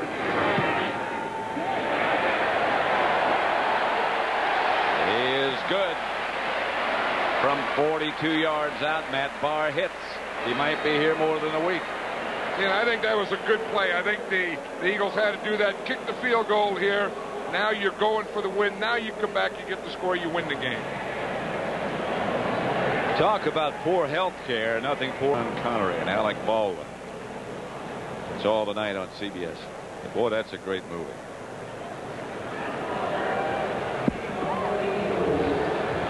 Hey, this is a great NFC East game. I mean, it just seems like anytime you get the Redskins and the Eagles or the Giants or the Cowboys, the Eagles, Cowboys, Redskins, Giants, Eagles, whatever, all those combinations seems to be what NFL football is really all about. Barr to kick it off. Going to bounce. Out of bounds. They'll bring it to the 35. That's the one thing he didn't want to do. And that was the one thing when you get Matt Barr, you're going to get a tested veteran. You're going to get a guy who's not going to get jittery out there on you. The thing you're not going to get is a good kickoff guy. He kicked that one out of bounds earlier. He undercut one. And his first one, though, went in the end zone.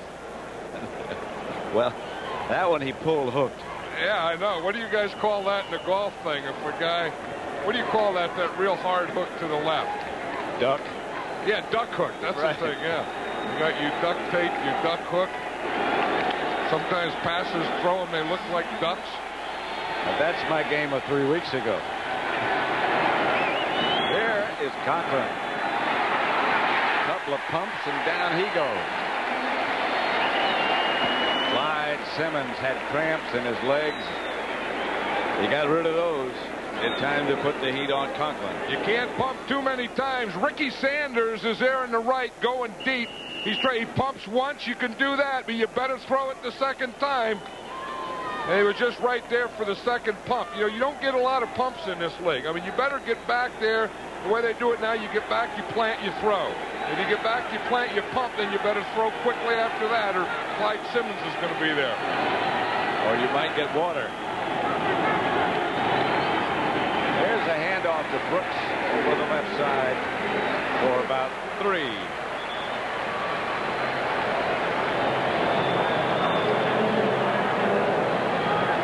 If you look what Gary Conklin has done, he's impressed me today. I think as much with his poise as anything, but he's really moved the ball. He's thrown it to his outside receivers 11 times, only once to his tight end, which they never do at Redskins anytime, and 4 out of 5 to his back. Be careful here. 3rd and 11. Conklin. Back to throw, no blitz.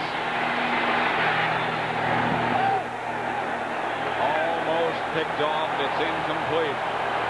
McGee almost had it also. Did catch it after it was deflected, but out of bounds. Yeah, I don't know. They're marking it there. It looks like it's on the Redskins sideline. Don Breaux, one of the Redskins coaches, was helping him officiate on that play. They started to spot it there.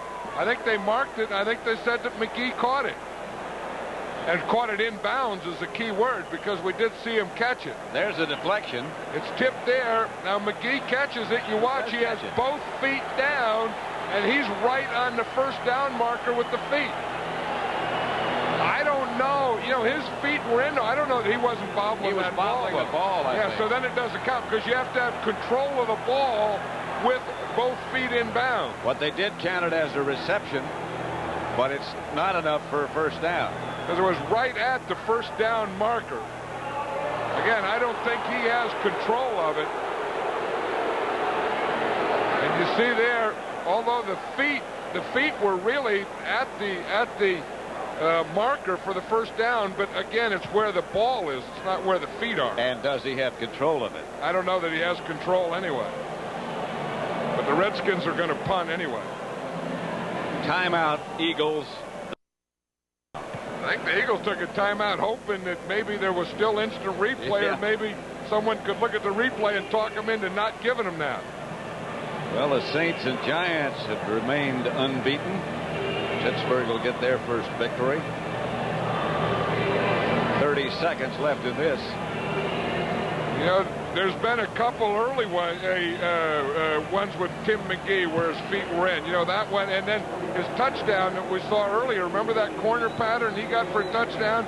His feet were awfully close then to being in. Certainly were. So both times, I think they gave him a little benefit of the doubt. Now Roby back to punt. Remember the last time he tried to punt, the snap was low and he couldn't get rid of it. Up until then, he had been punting over 50-yard average. Now they're saying no Philadelphia timeout. So that means they have 2 left.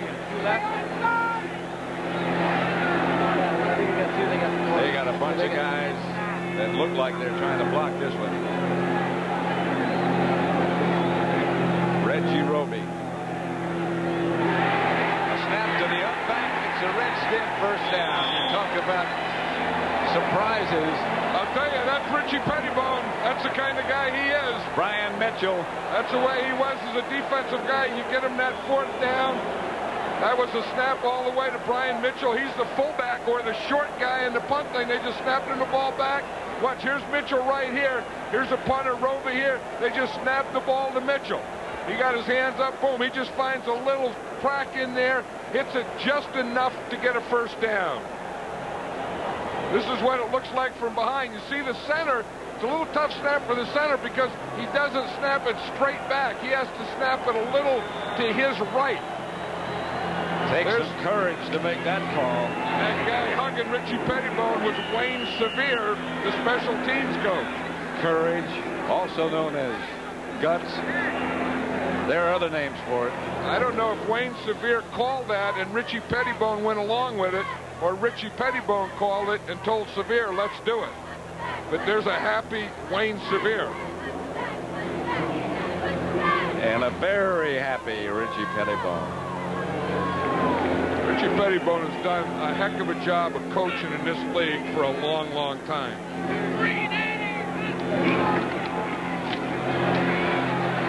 Brooks hang on to the ball. Hit down by Wes Hopkins and Mike Flores. The thing is that the Redskins, by going for that on 4th down, what they're doing is just buying time. I mean, buying time, running time off the clock, making the Eagles use another timeout, and so on. What did he say to us last night? The road to hell is paved with good intentions. That's what Richie Pettibone said. That's more than good intentions. He made a couple gutsy calls, that 4th down one, and then the 4th down on the goal line where he went to play pass and threw the touchdown, or his quarterback threw the touchdown to Middleton.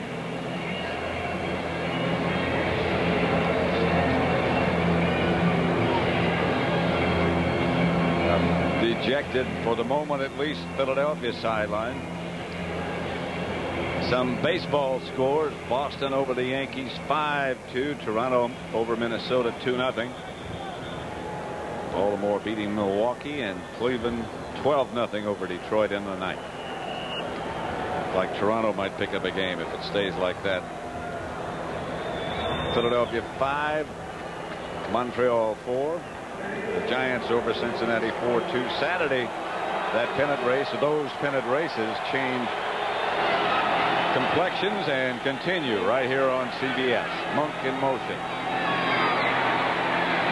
Conklin has the pass deflected. That was a big down for the Eagles because that stopped the clock there.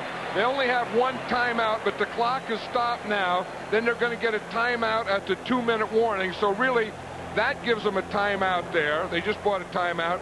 They're going to get a timeout here with the change of possession and the 2 minutes, and then they have 1 timeout left. Roby back to punt, and this time the ball will come all the way back, I'm sure. 4th and about 12. Good snap. Another towering punt by Roby. Sikahema makes the fair catch at about the 17.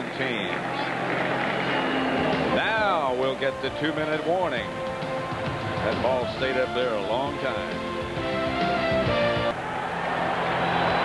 We'll be in New Orleans with the Saints. Saints beat Detroit today. Here's Cunningham with time. Gets it to Calvin Williams. First down, they hurry up. Cunningham was saying yesterday that's his favorite pass to throw, what he calls the 11-yard stop. And that's exactly what that was. They have one timeout remaining. He's back to throw again. They trail by 4 to Walker. Herschel down at the 35. Kurt Gobert made the stop on Walker. Clock still running. 1:20. Well, the Eagles only have one timeout. They don't want to use that now, but they should try and get the ball outside and get it out of bounds to stop the clock. Second down. Cunningham gets it to Calvin Williams. What a day he's had. First down.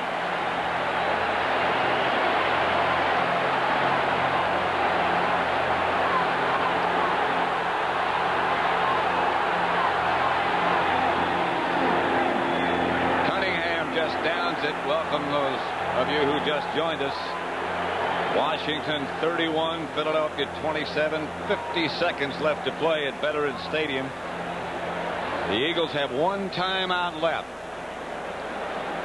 You know, by getting that reception, they were able to just stop the clock there with that play and just throw it down.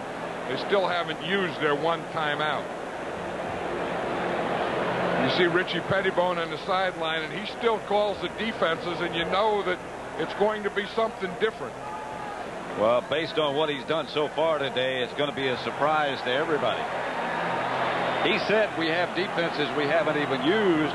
In fact, we have so many we can't practice them. Well, if you look at that sheet that he wears on his front there, you know that he has so many he can't fit them on one page. He has one page he looks at, and then the back page they have a whole bunch of them on. I think it's a good thing he's got that list tied to him. Yeah, you wouldn't want to lose that thing. They haven't changed the indication of it being second down, but Cunningham did down the ball on first down after they got the first.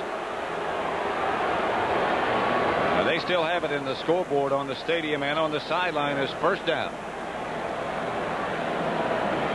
Washington took a timeout, we understand. I don't know why.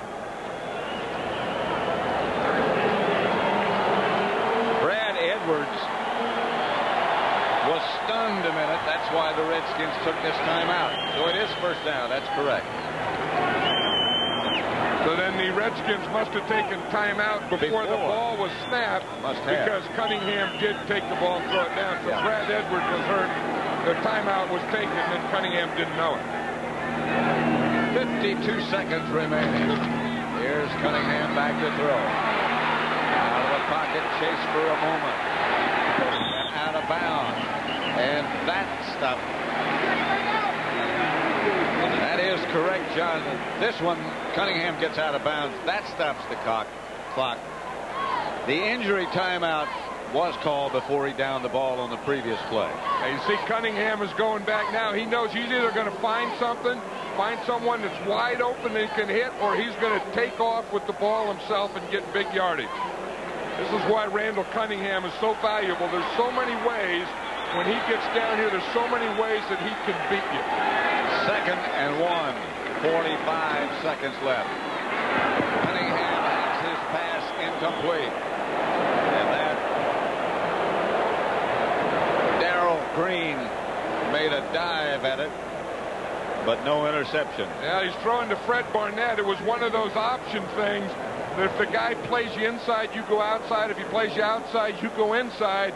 It looked like Cunningham read it one way, that Barnett was going outside, and Barnett went inside. That's when the quarterback and the receiver really weren't on the same page. Third down, about a half yard. That doesn't really make much difference now.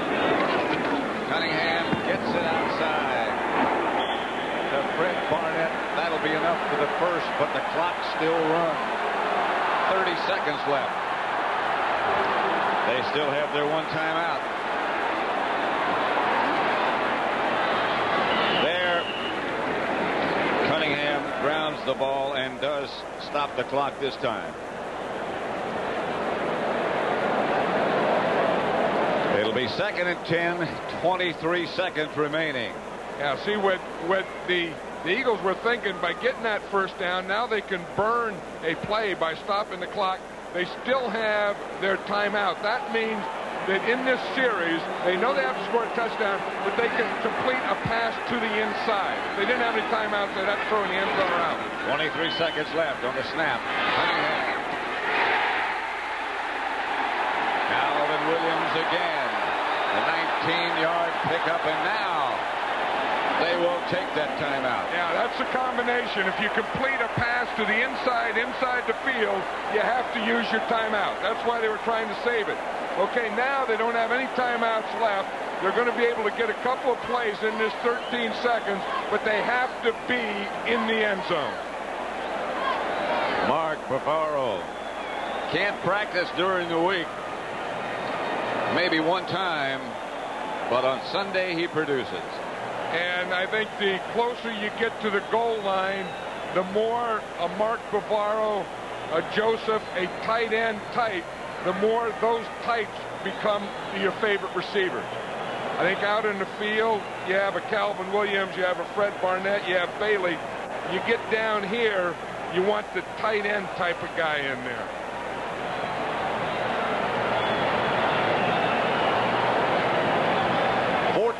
Seconds now remaining in the game at Veterans Stadium in Philadelphia. Washington 31, the Eagles 27. No more timeouts for either team. Ball is on the Redskin 10. Cunningham knows he can't take a sack. You either have to throw it away or throw it into the end zone. Herschel Walker is the deep back. Joseph in motion. Cunningham looking. He can take off and might. Fires incomplete. Banks and Govea.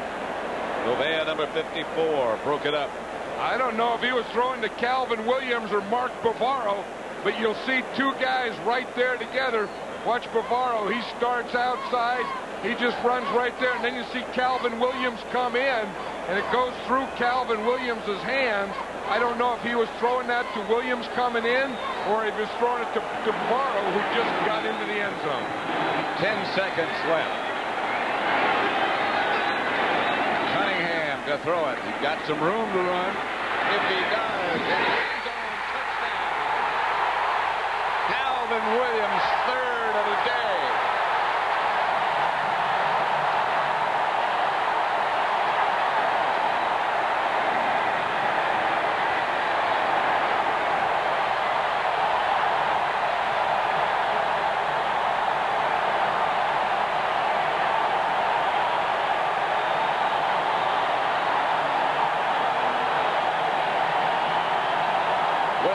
Seconds left. Cunningham to Williams. Barr lined up for the extra point. I'm not sure you can hear anybody. Extra point is good. 35-31.